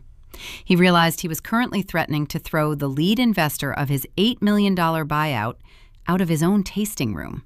The transformation from hostile tyrant to subservient beggar occurred in a fraction of a second. Julian practically choked on his own saliva, frantically swallowing to reset his vocal cords. He plastered a wide, sweating smile onto his face, attempting to overwrite the hostility he had just displayed. He smoothed the front of his denim apron, wiped his right hand aggressively on his trousers, and extended it toward Marcus. Mr. Marcus, Sir Julian stammered his voice, pitching up an octave, stripped of its polished confidence. I am so incredibly sorry for the confusion at the door.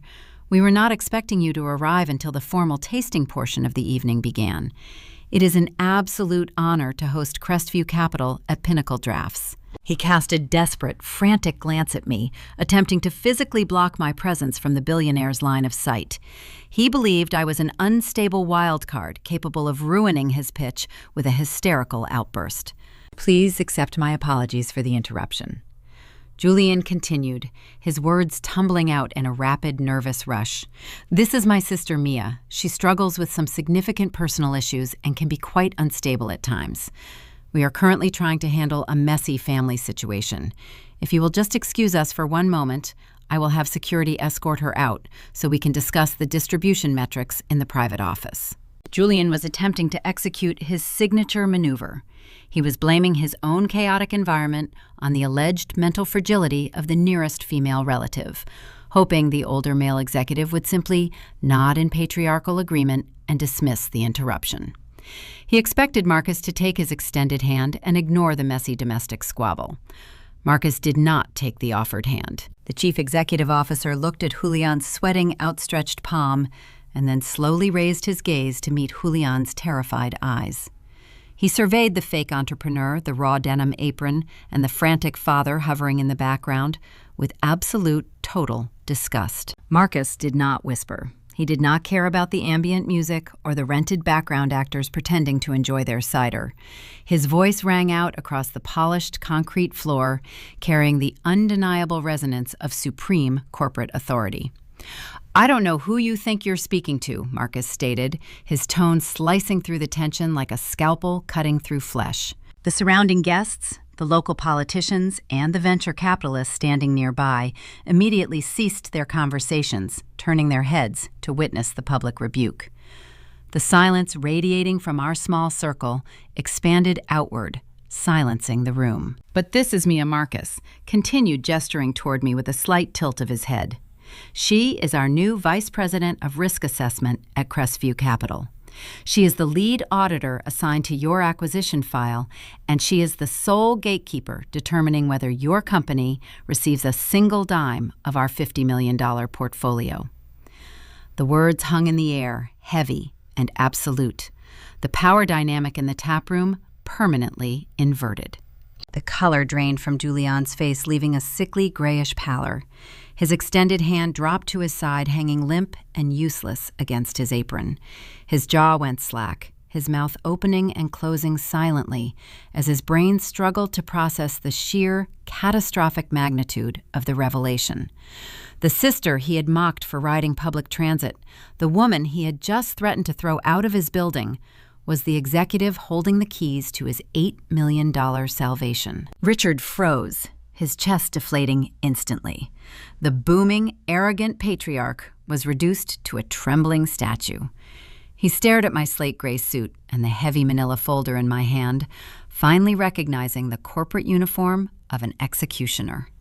He realized the daughter he had told to figure something out had figured out exactly how to dismantle his entire world. The trap was sprung, and they were standing directly in the center of the blast radius. The blood abandoned Julian's face so rapidly, his skin took on the waxy pallor of a corpse. He staggered half a step backward, his expensive leather boots scuffing awkwardly against the polished concrete. The smug visionary persona he had cultivated for years evaporated into thin air, leaving behind nothing but a terrified man suffocating inside a denim apron.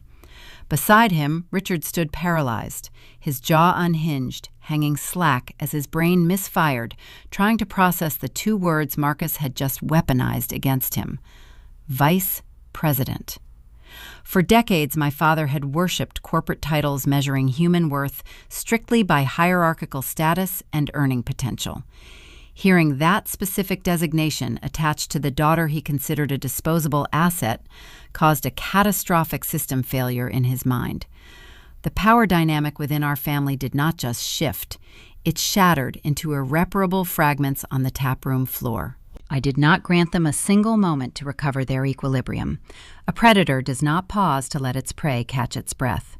I maintained my composed, unyielding posture, smoothing the lapel of my slate gray suit. I told Julian we were going to review his acquisition portfolio right now. I raised my hand and pointed a single, manicured finger toward the back of the warehouse. I instructed him to lead us to his office and to do it quietly, or Mr. Marcus would announce the termination of his term sheet right there by the coat check. Julian swallowed hard, a visible gulp of pure panic.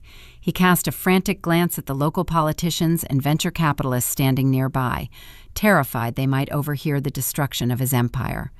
Stripped of his leverage, he offered a jerky, mechanical nod. He turned on his heel and began a robotic march across the venue.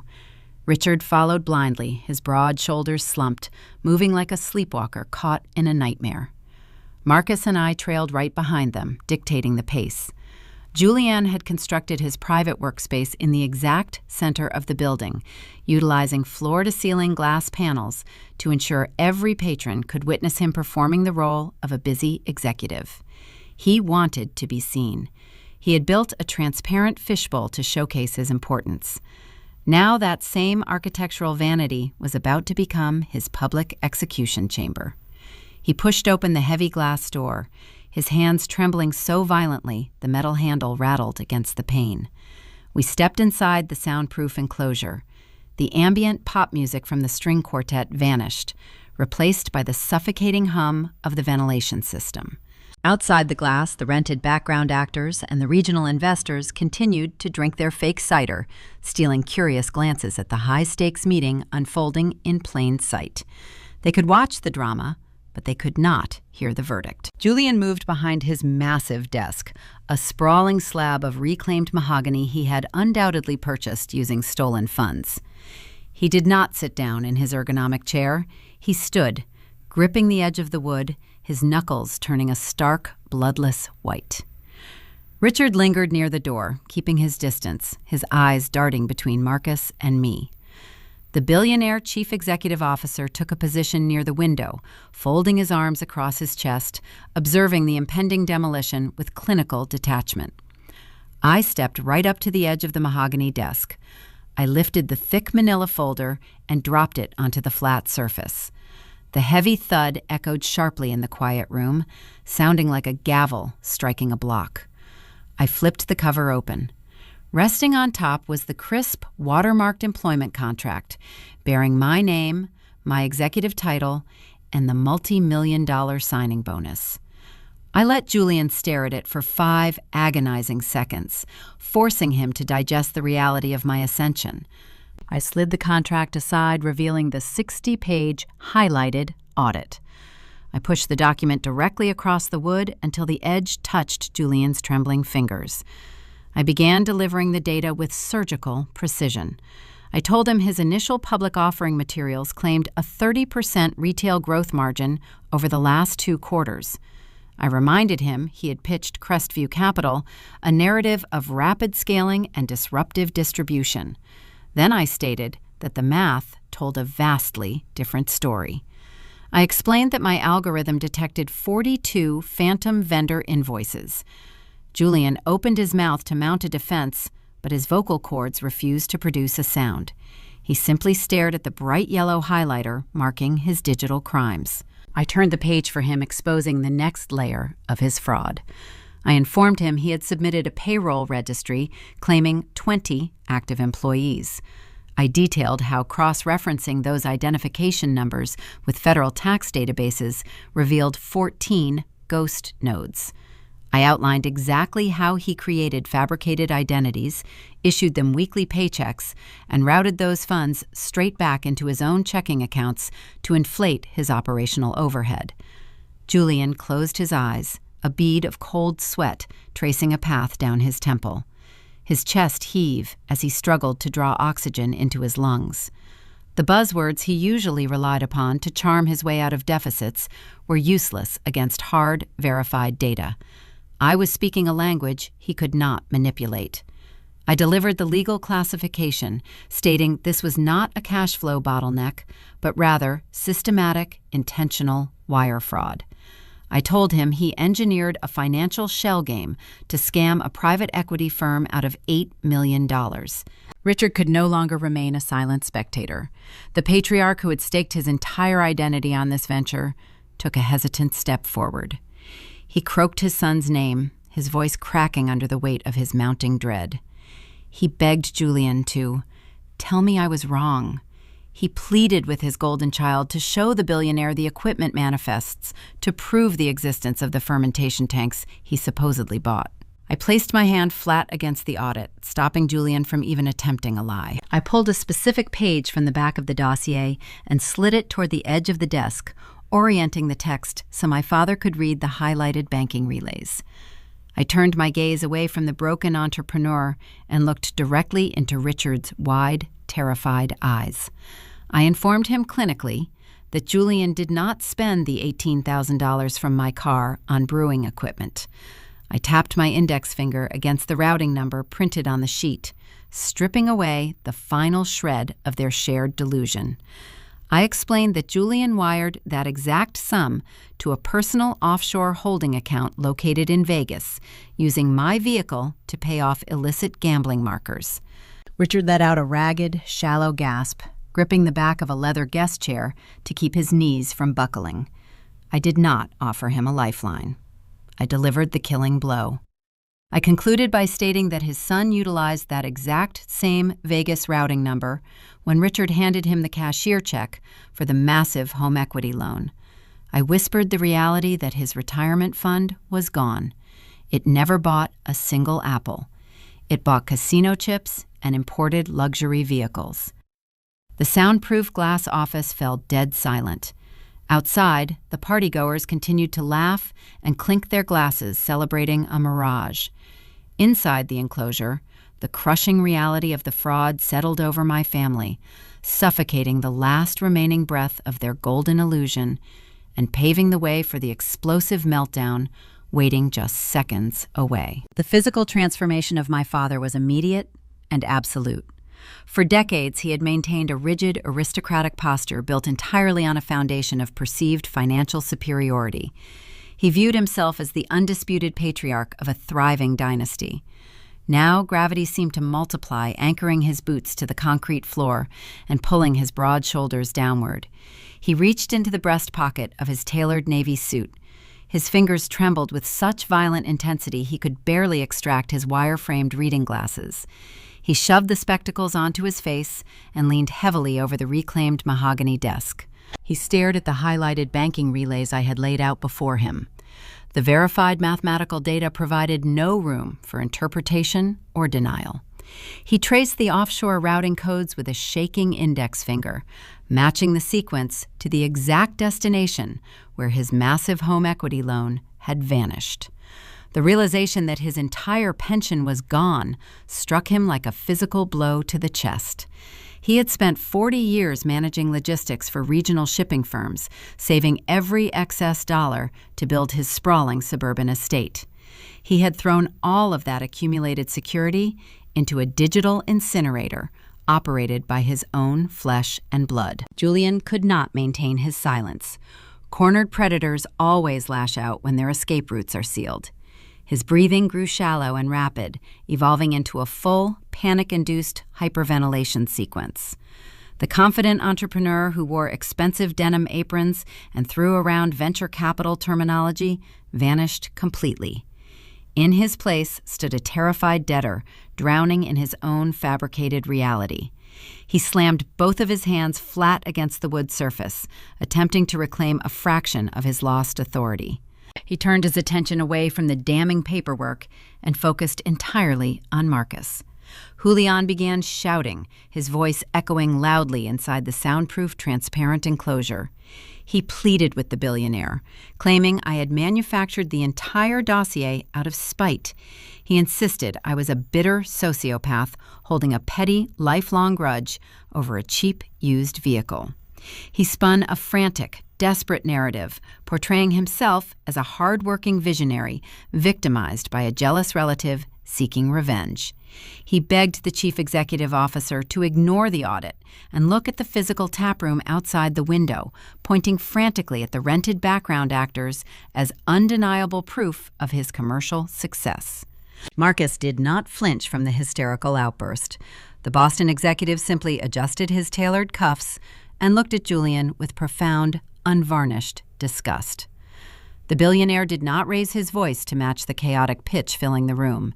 He spoke with the quiet, lethal certainty of a man who controlled vast financial empires. Marcus informed the sweating founder that private equity firms do not authorize $8 million buyouts based on crowded tasting rooms or curated social media profiles. He stated that legitimate institutions rely exclusively on bulletproof mathematics. The executive then delivered a crushing validation of my career right in front of the men who had mocked my intelligence.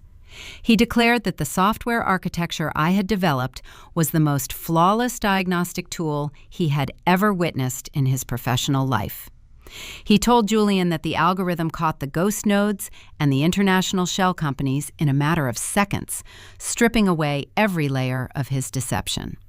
Marcus confirmed that the acquisition term sheet was officially dead, and the firm would be permanently blacklisting his operation from any future funding pipelines.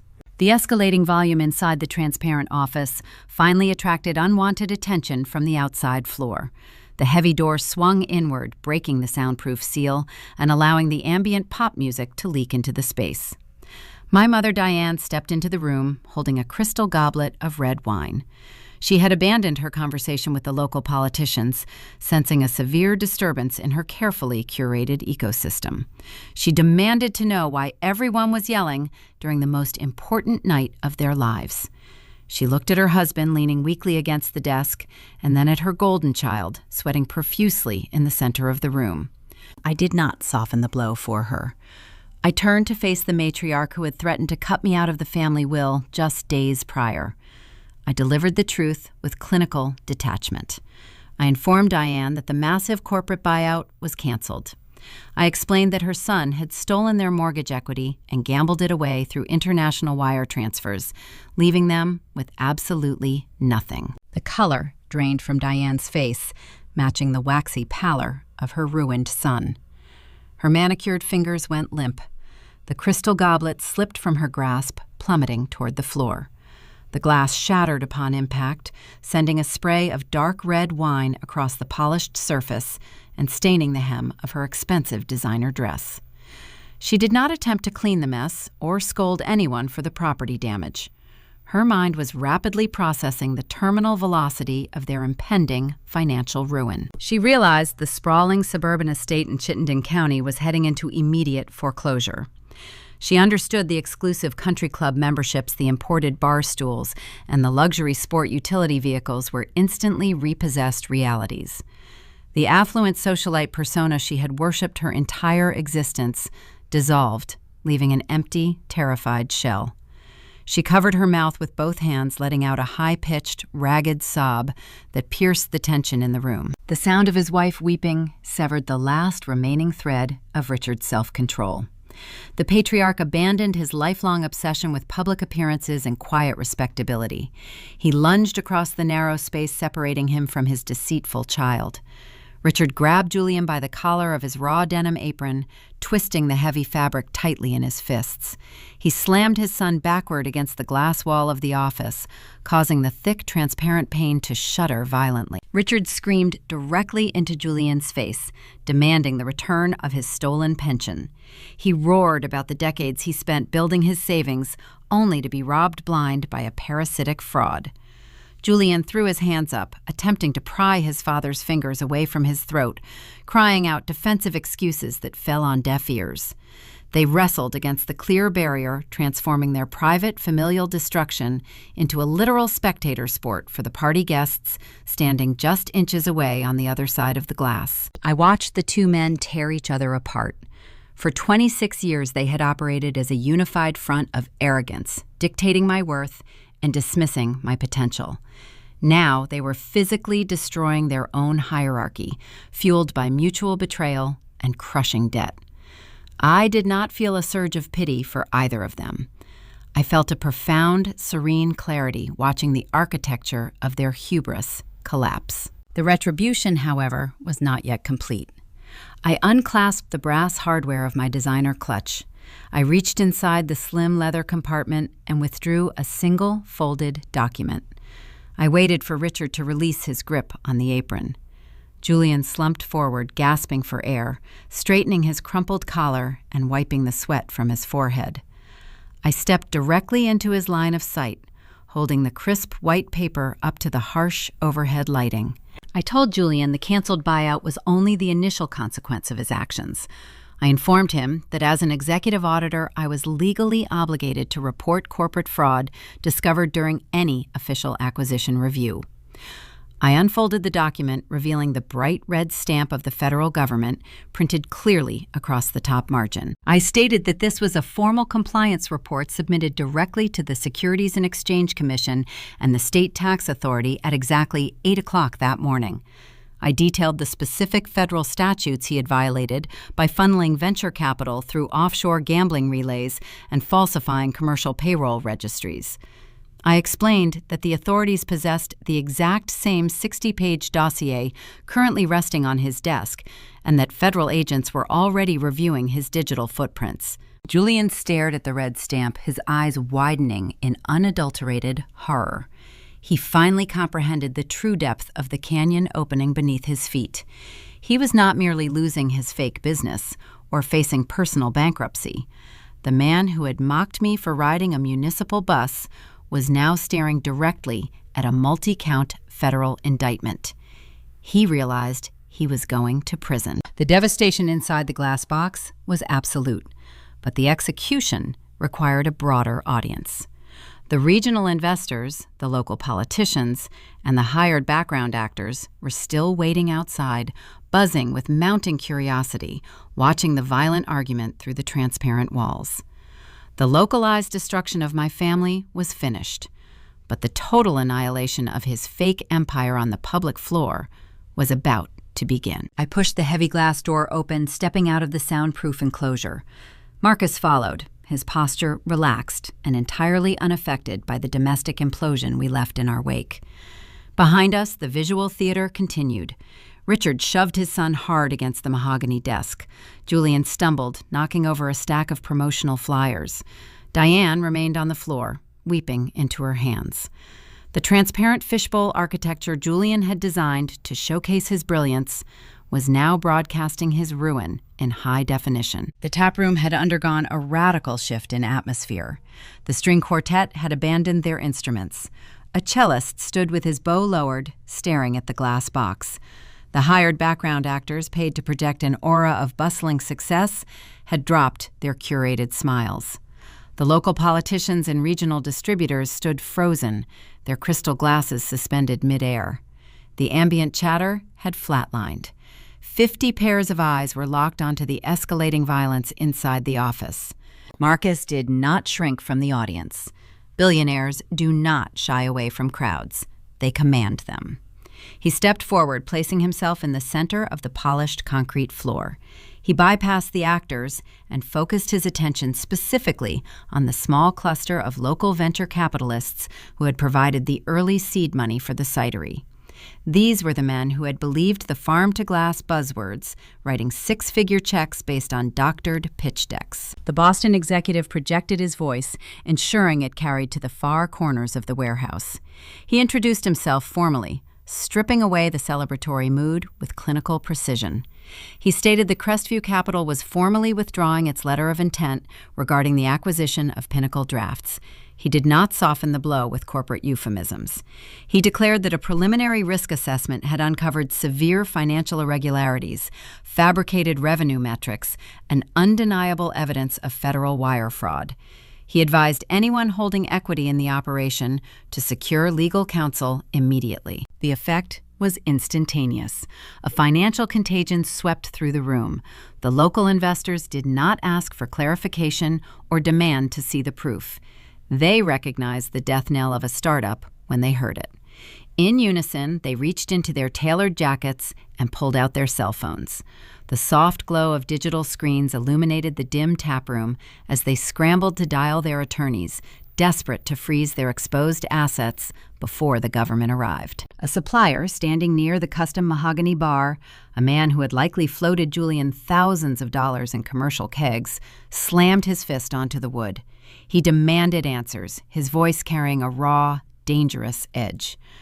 The hired actors, realizing the underlying enterprise was insolvent and their hourly wages were evaporating, began a mass exodus. They set down their props, grabbed their coats, and funneled toward the exit, abandoning the sinking ship without looking back. The heavy glass door to the office burst open. Julian stumbled out onto the main floor. He was physically unrecognizable. The raw denim apron was twisted and stained. Sweat plastered his hair to his forehead, and streaks of moisture tracked down his pale cheeks. He looked wildly around the emptying room, watching his curated mirage dissolve before his eyes.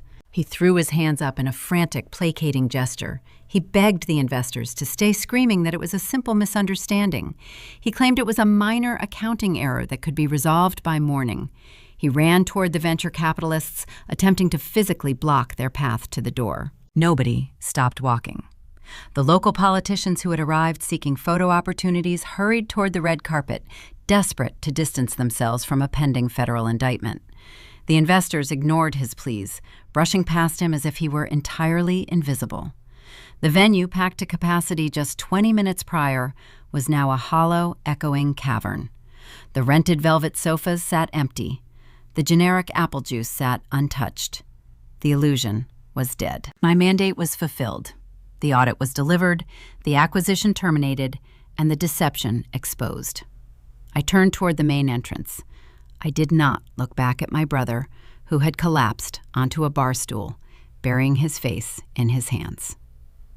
I walked with a measured, rhythmic pace, my heels clicking sharply against the polished concrete. The sound operated as a metronome, counting down the final seconds of my involvement in their toxic ecosystem. I breathed in the scent of cedar, fading into the draft of winter air leaking through the front doors. I reached the velvet ropes near the coat check when I heard heavy, desperate footsteps pounding behind me. It was not Julian. It was Richard. The patriarch had abandoned his weeping wife and his ruined son inside the glass box. His survival instinct had triggered a sickening pivot. Recognizing that his golden child was a radioactive liability, Richard immediately shifted his parasitic focus to the only viable host left in the building.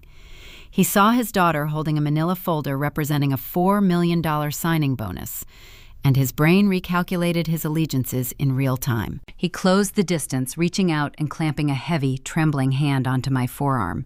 His grip was tight, wrinkling the fabric of my slate-gray suit. It was a physical breach of my boundary, a desperate attempt to exert control one last time. I stopped walking. I did not pull away immediately. I turned my head and looked at the man who had stolen my vehicle, dismissed my career, and mocked my poverty. Richard was panting, his chest heaving under his tailored navy jacket. The arrogance had been scraped from his bones, leaving a fragile, terrified core. He looked at me with wide, bloodshot eyes.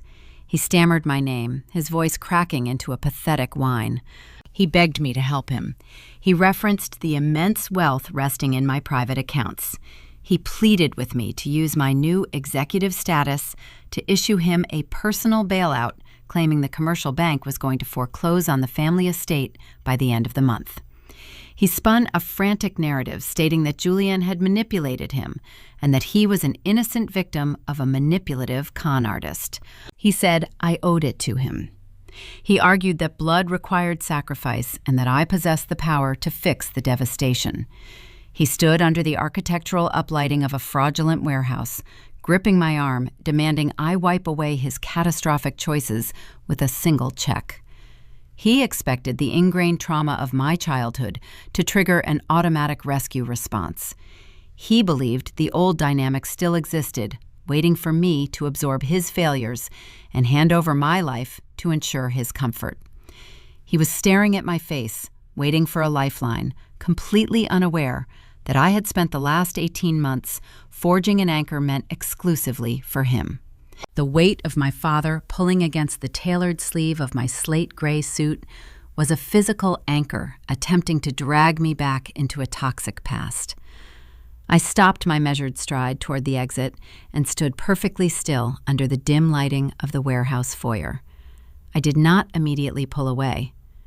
I let the silence stretch, allowing the desperation radiating from his trembling fingers to settle into the cold air between us. Richard was a man who had constructed his entire identity around the projection of authority and financial superiority. He had spent his adult life dictating the terms of my existence, treating my compliance as a natural law of his universe. Now, the polished facade had cracked and crumbled away, leaving behind a fractured, weeping shell. His chest heaved erratically under his navy blazer. His eyes, normally so sharp and dismissive, were wide and bloodshot, swimming with unspilled tears. The scent of stale bourbon and panicked sweat rolled off his skin. He stammered my name a second time, his vocal cords struggling to produce a coherent sound. He pleaded with me to reconsider my position. He rapidly spun a narrative of victimhood, painting himself as an innocent bystander who had been tragically deceived by a manipulative son. He begged me to access the $4 million signing bonus resting in my private accounts and wire the funds to save his sprawling suburban estate from the commercial lending institutions. He promised that our relationship would change. He swore he would respect my career and acknowledge my success if I would just issue a single corporate bailout to erase the consequences of his catastrophic gambling. I studied the frantic, pleading expression on his weathered face. My mind instantly recalled a freezing Tuesday morning 18 months prior. On that day, I had stood in a warm kitchen, panicked and confused, discovering my only mode of transportation had vanished. Richard had sat comfortably at a granite island, sipping a dark roast coffee, scrolling through a digital tablet. He had looked at me with sterile calculation, informing me he had liquidated my vehicle to secure a commercial lease for Julian. When I asked him how I was supposed to travel to my hospital compliance presentation, he had not offered a ride or a fraction of sympathy. He had waved his hand and told me to take the municipal bus. He had demanded I absorb the trauma of his theft so his golden child could play the role of a visionary. Even a week ago, he had summoned me to his home office, attempting to force me to co-sign a predatory $75,000 bridge loan. He had threatened to disinherit me and banish me from the family if I refused to chain my pristine credit score to an insolvent company. He was perfectly willing to destroy my financial future to extend his delusion for a few more days. Now the mathematics of his choices had finally caught up to him. The ledger was balanced, and he was staring at a terminal deficit. I lifted my left hand and reached across my body. I placed my fingers over his white knuckles. I did not wrench my arm away or engage in a physical struggle. I simply applied a firm, steady pressure, peeling his grip off my expensive fabric, one finger at a time. I lowered his hand, pushing it gently but decisively back toward his own chest. I looked directly into his wet, terrified eyes, stripping away any lingering trace of the submissive daughter he thought he could manipulate. I spoke with a quiet, surgical precision, ensuring every syllable landed with lethal clarity. "You are not a victim, Dad," I stated, my voice carrying no emotional fluctuation. "You made a calculated investment.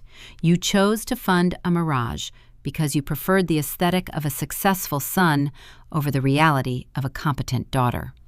You worshipped his venture capital buzzwords, and you funded his offshore accounts with your own home equity. You sat at a Thanksgiving dinner table toasting his fabricated revenue projections while mocking my thrifted sweater." Richard opened his mouth to protest, to offer another panicked excuse, but his throat tightened, refusing to cooperate. A single tear escaped his eyelid, tracking a wet path down his cheek. I did not pause my assessment. I continued mapping the boundaries of his ruin. "You ignored the data I explained, laying out the architecture of his downfall. You ignored the fact that he never held a stable job. You ignored the reality that a legitimate startup does not require you to steal a used car to purchase brewing equipment. You built this trap with your own hands, and you handed him the lock. I am not a bank for your bad decisions. I am not a safety net designed to catch people who pushed me into the cold." The brutal logic of the summary silenced his weeping. The realization dawned on his face that his patriarchal leverage was permanently extinguished. He possessed no threats left to issue and no inheritance left to withhold. He had run out of currency, and he was speaking to a creditor who refused to negotiate. I stepped back, creating a definitive physical distance between us. I looked at the man who had ordered me to navigate the brutal Vermont winter alone. I delivered the final verdict, returning the exact advice he had given me 18 months prior. "Figure something out," I whispered. I turned my back on him. I did not linger to watch his reaction or absorb the residual shock radiating from his frozen posture.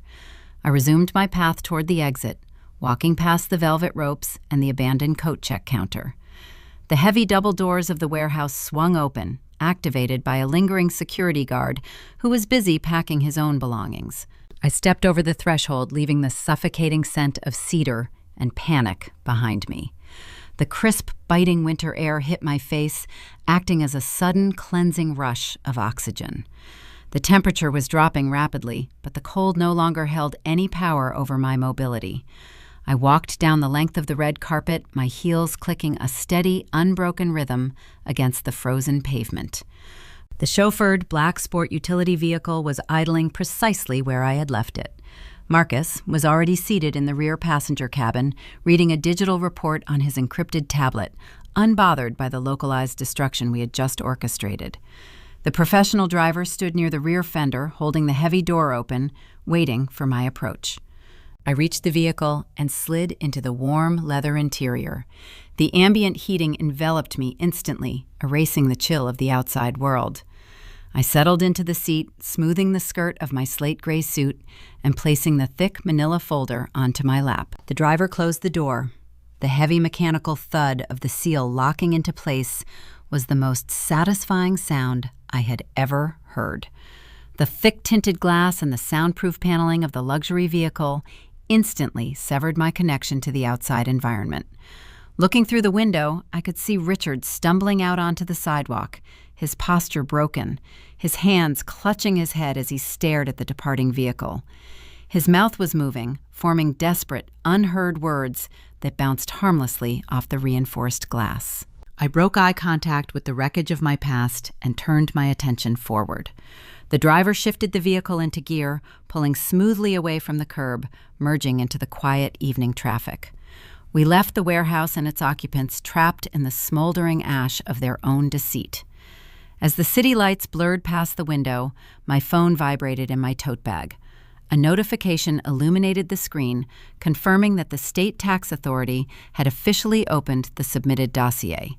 The localized screaming match was finished, but the sprawling federal fallout was already mobilizing in the dark. The passage of 21 days demonstrated the terrifying velocity of the federal government. Once the machinery of an official investigation activates, it does not negotiate or pause for emotional appeals. The compliance dossier I submitted triggered a synchronized interagency response that moved with lethal bureaucratic efficiency. State tax agents arrived at the Pinnacle Drafts warehouse on a Tuesday morning before the sun even crested the Green Mountains. They did not knock politely on the glass doors. They utilized heavy industrial bolt cutters to breach the delivery bays swarming the taproom with clipboards and asset forfeiture tags. The gleaming stainless steel fermentation tanks my brother had posed in front of were rapidly cataloged and hauled away on commercial flatbed trucks. The custom mahogany bar was dismantled piece by piece. The heavy glass double doors were sealed shut, wrapped in thick chains and secured with heavy brass padlocks bearing bright yellow government warnings. The physical location of his fabricated empire was erased, leaving only an empty brick shell, echoing with the ghosts of unpaid background actors. The legal fallout struck Julian mere hours after the warehouse was secured by the authorities. He was formally indicted by a federal grand jury on multiple counts of wire fraud, tax evasion, and corporate embezzlement. The local news syndicates seized the story, broadcasting his mugshot across every evening television broadcast in the region. The charismatic entrepreneur who previously threw around venture capital jargon was suddenly reduced to a stammering defendant wearing a standard-issue holding cell uniform. He could no longer rely on his raw denim aprons or his curated social media presence to deflect accountability. The justice system demanded verified arithmetic, and his ledger was saturated with stolen equity and international laundering relays. He was stripped of his digital armor and forced to face the unyielding reality of a federal courtroom. The collapse of his public image triggered an immediate secondary implosion within his own marriage. Chloe, the luxury real estate agent who had sat at a Thanksgiving table and mocked my thrifted sweater, possessed zero loyalty to a sinking ship. She operated on the exact same parasitic frequencies as her husband, prioritizing aesthetics and wealth above all human connection. When the federal agents froze Julian's banking accounts, Chloe realized her access to designer clothing and imported vehicles was permanently severed. She did not stand by his side or offer emotional support during his legal crisis. Instead, she executed a ruthless exit strategy to shield her own real estate commissions from the government asset seizure. She filed for an expedited divorce the very next morning, citing irrecoverable financial deception. She changed the security codes on their leased downtown loft and ordered his remaining personal effects boxed up and left on the curb. She treated the end of her marriage as a simple business transaction, cutting a toxic liability from her portfolio.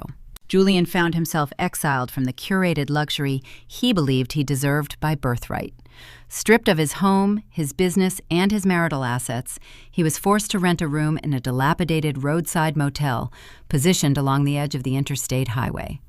The golden boy of the family now spent his evenings staring at peeling wallpaper and listening to the hum of heavy freight trucks rattling past his single window.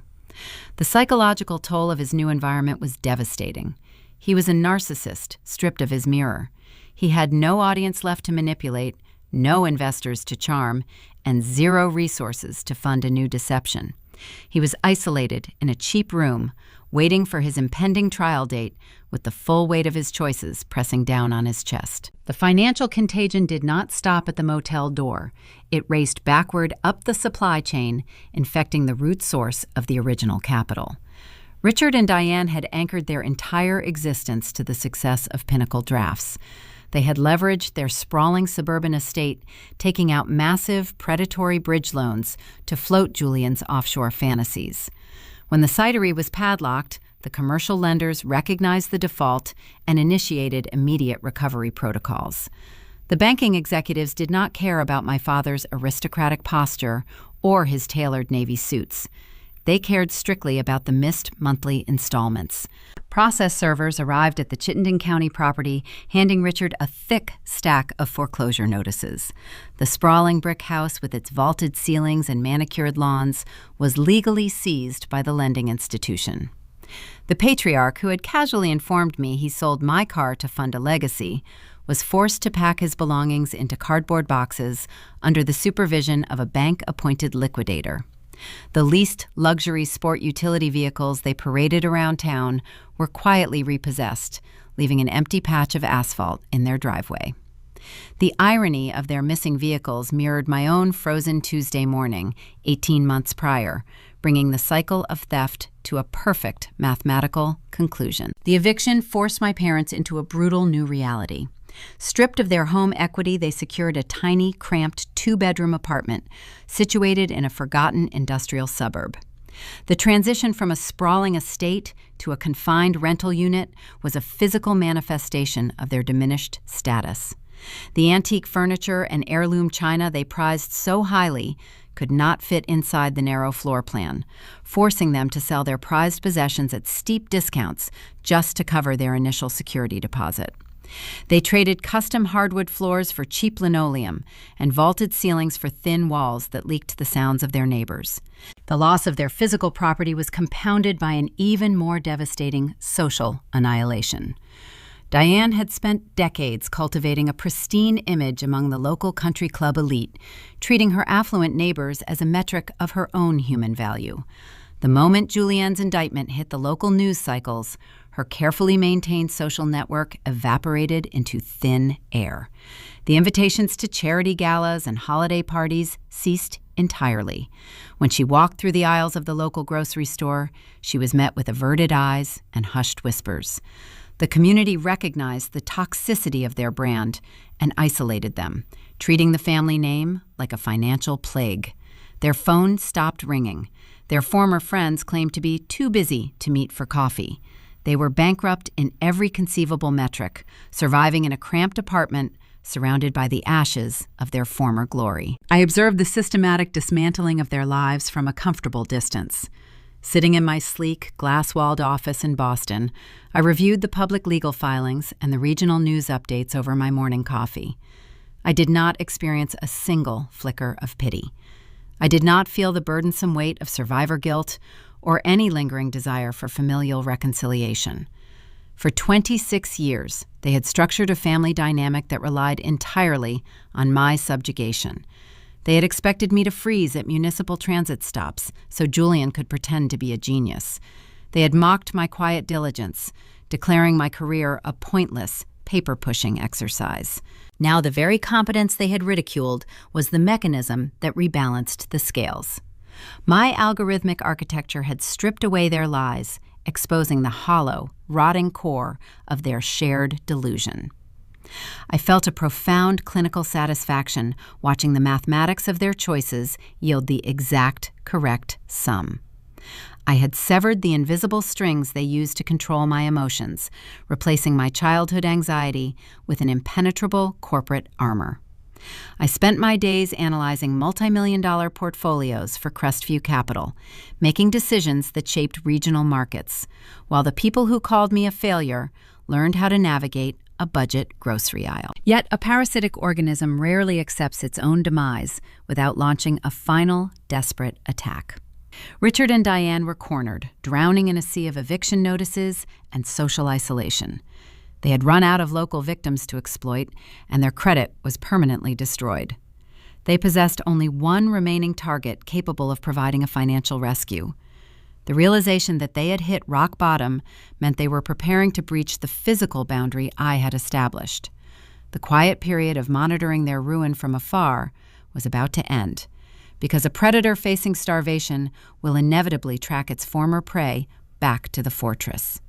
The final collision was moving toward my lobby doors, and I was fully prepared to lock them out. The sanctuary I selected in Boston was designed specifically to repel unwanted incursions. I leased a penthouse suite located within a towering glass and steel structure in the Seaport District. The building operated as a modern fortress, featuring biometric access points, 24-hour concierge service, and private elevators requiring encrypted keycards. It was a physical manifestation of the psychological walls I had constructed over the past year and a half. After spending my morning at Crestview Capital, neutralizing a fraudulent shell company attempting to merge with our logistics portfolio, I returned to my residence, expecting quiet isolation. My black car pulled up to the circular driveway. I stepped out into the crisp afternoon air, carrying my leather briefcase, and walked through the revolving glass doors. The main lobby of the high-rise was a sprawling expanse of imported white marble and cascading water features, engineered to project serene, untouchable wealth. As I crossed the threshold, the head concierge stepped out from behind his curved mahogany desk. His posture was rigid, his expression betraying a rare crack in his normally flawless professional demeanor. He intercepted my path, keeping his voice low to avoid echoing across the stone floor. He informed me that 2 unauthorized individuals had breached the perimeter by tailgating a delivery courier through the loading dock. He stated they were currently refusing to leave the waiting area, claiming a familial emergency required my immediate attention. The concierge offered to summon law enforcement right then, but I raised my hand, signaling him to wait. I turned my gaze toward the minimalist leather seating area positioned near the floor-to-ceiling windows. Sitting on a low-profile sofa, looking entirely alien against the backdrop of modern luxury, were Richard and Diane. The physical toll of their rapid downward trajectory was staggering. They had aged a decade in the span of 21 days. The arrogant patriarch who had swirled expensive bourbon and dictated my future was gone. Richard sat hunched forward, his elbows resting on his knees, staring blankly at the marble tiles. He wore a faded trench coat that hung loosely off his diminishing frame. His face was unshaven, covered in a patchwork of gray stubble, and his eyes were sunken, casting dark, hollow shadows across his cheekbones. The tailored navy suits and the booming country club confidence had been stripped away, leaving a fragile, terrified old man. Diane sat beside him, and the transformation was equally severe. The matriarch who had weaponized her social status to mock my thrifted sweaters now looked remarkably small. Her hair, previously styled to perfection every single morning, hung flat and lifeless around her shoulders. She wore a wrinkled blouse and clutched a cheap nylon handbag, her knuckles white from the strain. The aristocratic sneer she used to belittle my career was replaced by a trembling lip and raw, unvarnished panic. They were drowning in the consequences of their own vanity, and they had tracked my scent to the city, desperate for a raft. I did not retreat to the safety of my private elevator. I adjusted my grip on my briefcase and walked a straight, deliberate line across the lobby. The rhythmic clicking of my heels against the marble alerted them to my approach. Richard snapped his head up, his bloodshot eyes widening as he registered my presence. He did not puff out his chest or issue a mandate. He scrambled to his feet, his knees popping with the sudden effort. Diane followed immediately, stumbling over the hem of her slacks. They rushed forward, moving with the frantic, uncoordinated energy of starving animals spotting a source of food. I stopped walking, establishing a rigid physical boundary precisely 6 feet away from their advance. I held up my free hand, palm facing outward, silently ordering them to halt. The nonverbal command carried the weight of my executive authority. Richard froze, his worn shoes skidding slightly on the polished floor. Diane collided with his shoulder, letting out a ragged, breathless sob. They stood trapped behind the invisible line I drew, staring at the tailored lines of my designer coat and the unbidden calm of my posture. "Mia, please," Richard croaked, his voice fracturing into a pathetic, gravelly whine. "We lost the house. The bank locked the doors yesterday morning. We had to leave the furniture, the heirloom silver, everything. Julian is facing 20 years in a federal penitentiary, and Chloe took whatever capital was left in their joint accounts. The creditors are calling our cell phones every 10 minutes, threatening to garnish my remaining Social Security. We are living out of cardboard boxes in a miserable concrete apartment." He took a half step forward, closing the gap, but I did not retreat. I held his gaze, freezing him in place. "You have $4 million. Diane wept openly, her tears cutting pathways through her ruined makeup. "We know about the signing bonus. We read the public filings regarding your executive appointment at Crestview. You have more wealth right now than we ever possessed in our entire lives. You can pay off the bridge loans, Mia. You can hire a defense attorney for your brother. You can fix this entire nightmare with a single wire transfer." She pressed her trembling hands together, bringing them to her chest in a theatrical gesture of supplication. "We are your family," she pleaded, her voice echoing shrilly across the cavernous lobby. "We are your parents. We brought you into this world. We are so incredibly sorry for everything that happened in the past. We made a terrible mistake trusting Julian. Please forgive us. You owe us a chance to make this right." I listened to their frantic symphony of excuses and demands. I analyzed the structure of their apologies with the same clinical detachment I applied to a corrupt financial ledger. I searched my own chest for a flicker of pity, a twinge of residual childhood guilt, or a desire to rescue the people who shared my genetic code. The internal diagnostic returned a flawless 0. The lifelong anxiety that used to dictate my actions had been permanently excised. I looked at the two strangers weeping on the imported stone and delivered my final audit. "Your tears hold 0 currency here," I stated, my voice smooth and chillingly quiet. "You are not apologizing for how you treated me. You are apologizing because your bank accounts hit 0. Richard opened his mouth, his jaw trembling, but I cut him off before he could formulate another lie. "You did not drive to Boston to seek my forgiveness," I continued, dissecting their motives with surgical precision. "You drove to Boston because you ran out of victims to exploit, and you needed a new automated teller machine. When I was shivering at a municipal bus stop, you drank expensive coffee and told me to figure it out. When I asked Julian for my stolen equity back, you sat at a Thanksgiving table and called me a bitter, jealous failure. You did not care about my survival when you held the power. You only discovered the concept of family loyalty the exact second you realized I held the checkbook." Diane let out a loud, wailing cry, dropping to her knees on the marble floor.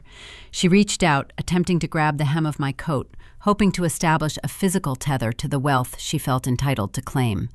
I took a single step backward, ensuring her grasping fingers grasped nothing but empty air. "Blood does not entitle you to a blank check," I whispered, looking down at the ruined matriarch. "I am not financing the consequences of your arrogance." I broke eye contact, shifting my attention away from their collapse.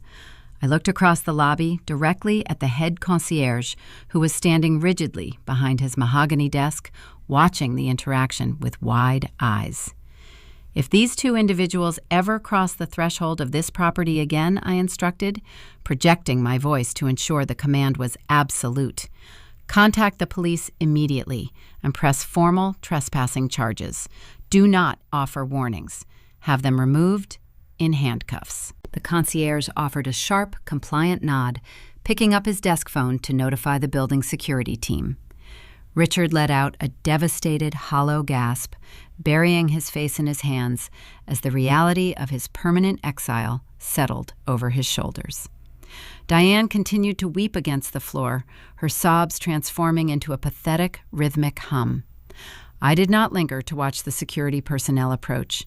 I turned my back on the architects of my former misery. I walked toward the private elevator bay, swiping my encrypted keycard against the biometric scanner. The heavy, brushed steel doors glided open silently, offering a portal back to my untouchable sanctuary. I stepped inside the illuminated cabin, pressing the button for the penthouse suite. I turned around, facing the lobby one final time. Through the narrowing gap of the closing doors, I watched my father drop to his knees beside my mother, surrounded by the approaching security guards. The steel panels met in the center, interlocking with a heavy, satisfying mechanical thud. The thick metal instantly severed the sound of their wailing, plunging the elevator into a profound, peaceful quiet. As the cabin accelerated upward, lifting me away from the wreckage of their deceit, I realized the execution was perfectly complete. The narrative of my subjugation was dead, and the blueprint for an entirely new empire was waiting for me at the top of the skyline. The heavy brushed steel doors of the lobby elevator did not merely close on my weeping parents. They closed on 26 years of systematic psychological subjugation. I rode the carriage up to the top floor of the high-rise, stepping out into the sprawling expanse of my penthouse suite. The flooring was imported wide plank oak, leading toward massive floor-to-ceiling windows that offered an unobstructed panoramic view of the Boston skyline. The city lights glittered against the dark harbor, forming a vast network of commerce and industry that I now helped navigate. I walked over to the quartz kitchen island, pouring myself a glass of sparkling water, and looked down at the streets far below. The ambient temperature of the room was perfectly controlled, a sharp contrast to the freezing municipal bus stops that defined my previous existence. Somewhere out there, in a forgotten industrial suburb, my father and mother were likely sitting in a cramped linoleum kitchen, staring at a stack of past-due utility bills, trying to figure out how to afford their weekly groceries. Somewhere else, in a sterile federal holding facility, my older brother was learning that venture capital buzzwords do not impress a grand jury judge. I felt no lingering guilt or residual sorrow. The ledger was perfectly balanced. I am speaking directly to you now. Whether you are listening to this on a morning commute during a lunch break or sitting in a quiet room wondering how you ended up carrying the weight of an entire household on your shoulders. I did not share this account to boast about a multi-million-dollar signing bonus or a corner office at Crestview Capital. The money is simply a byproduct of the actual victory.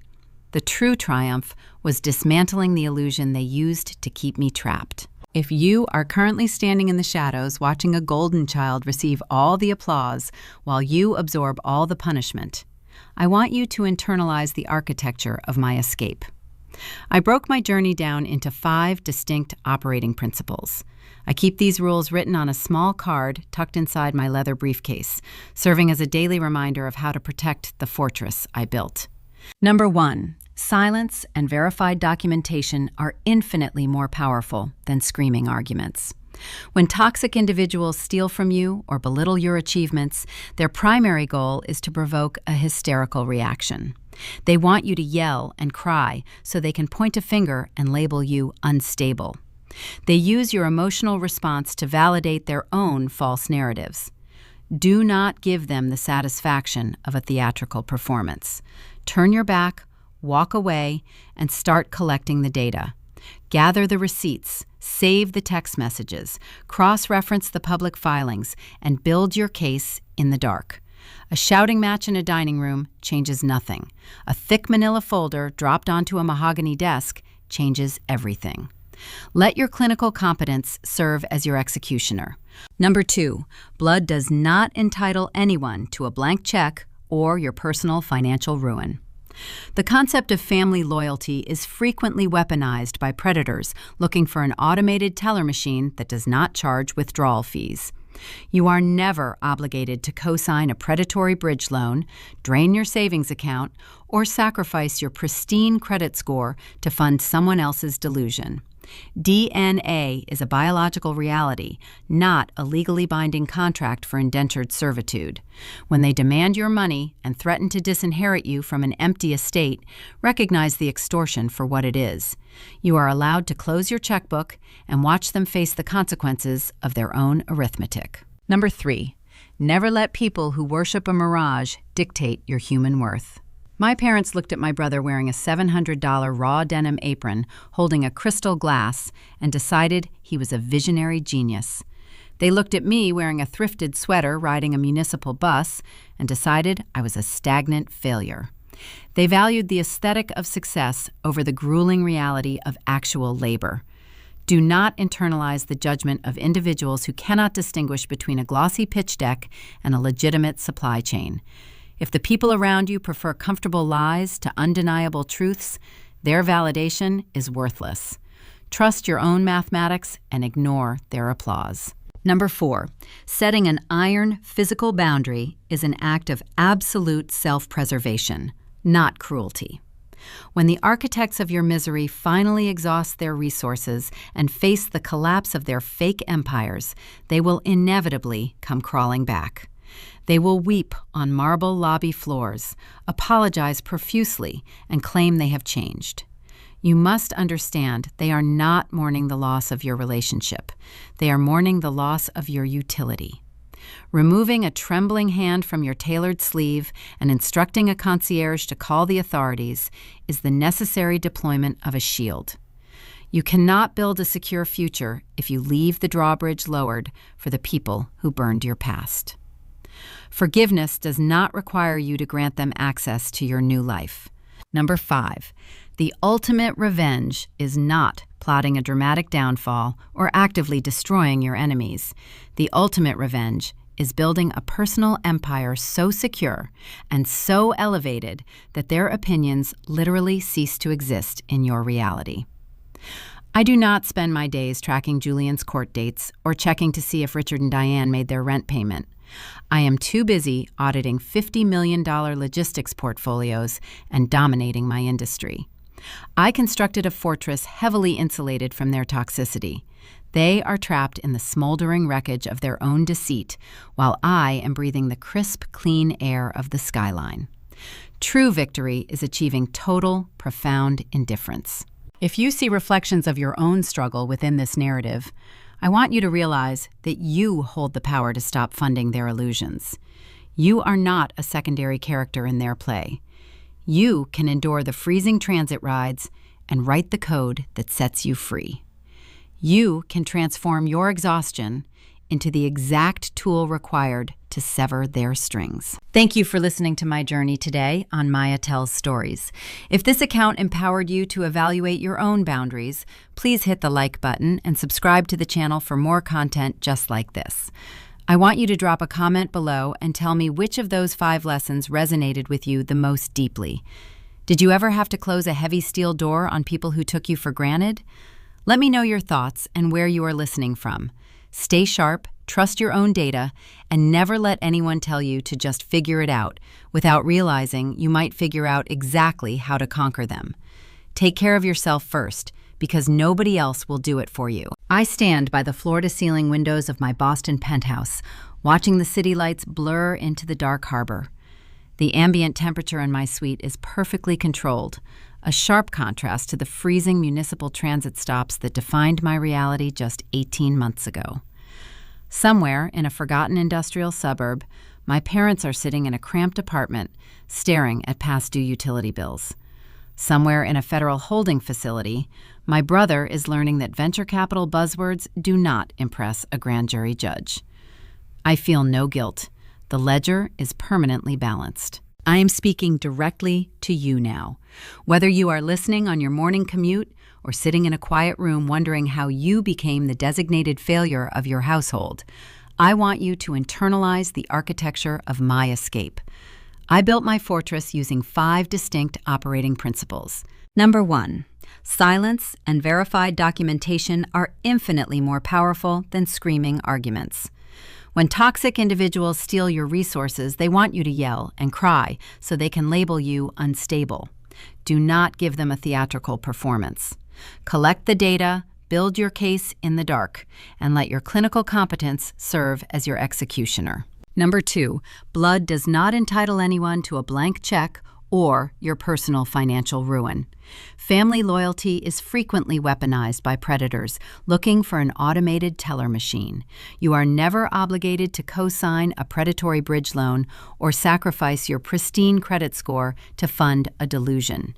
DNA is a biological reality, not a legally binding contract for indentured servitude. Number 3, never let people who worship a mirage dictate your human worth. My parents looked at my brother wearing an expensive denim apron and decided he was a visionary genius. They looked at my thrifted sweaters and decided I was a stagnant failure.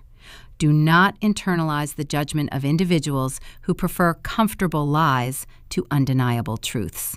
Trust your own mathematics and ignore their empty applause. Number 4, setting an iron physical boundary is an act of absolute self-preservation, not cruelty. When the architects of your misery exhaust their resources, they will inevitably return weeping on marble lobby floors. They are not mourning the loss of your relationship. They are mourning the loss of your utility. Closing a heavy steel door on their apologies is the necessary deployment of a shield. Number 5, the ultimate revenge is building a personal empire so secure that their opinions literally cease to exist in your reality. I do not track my brother's court dates or monitor my parents' eviction notices. I am too busy auditing $50 million logistics portfolios. True victory is achieving profound, total indifference. Thank you for listening to my journey today on Maya Tells Stories. If this account empowered you to evaluate your own boundaries, please hit the like button and subscribe to the channel for more content. Drop a comment below and tell me which of those 5 lessons resonated with you the most deeply. Let me know your thoughts and where you are listening from. Stay sharp, trust your own data, and take care of yourself first, because nobody else will do it for you.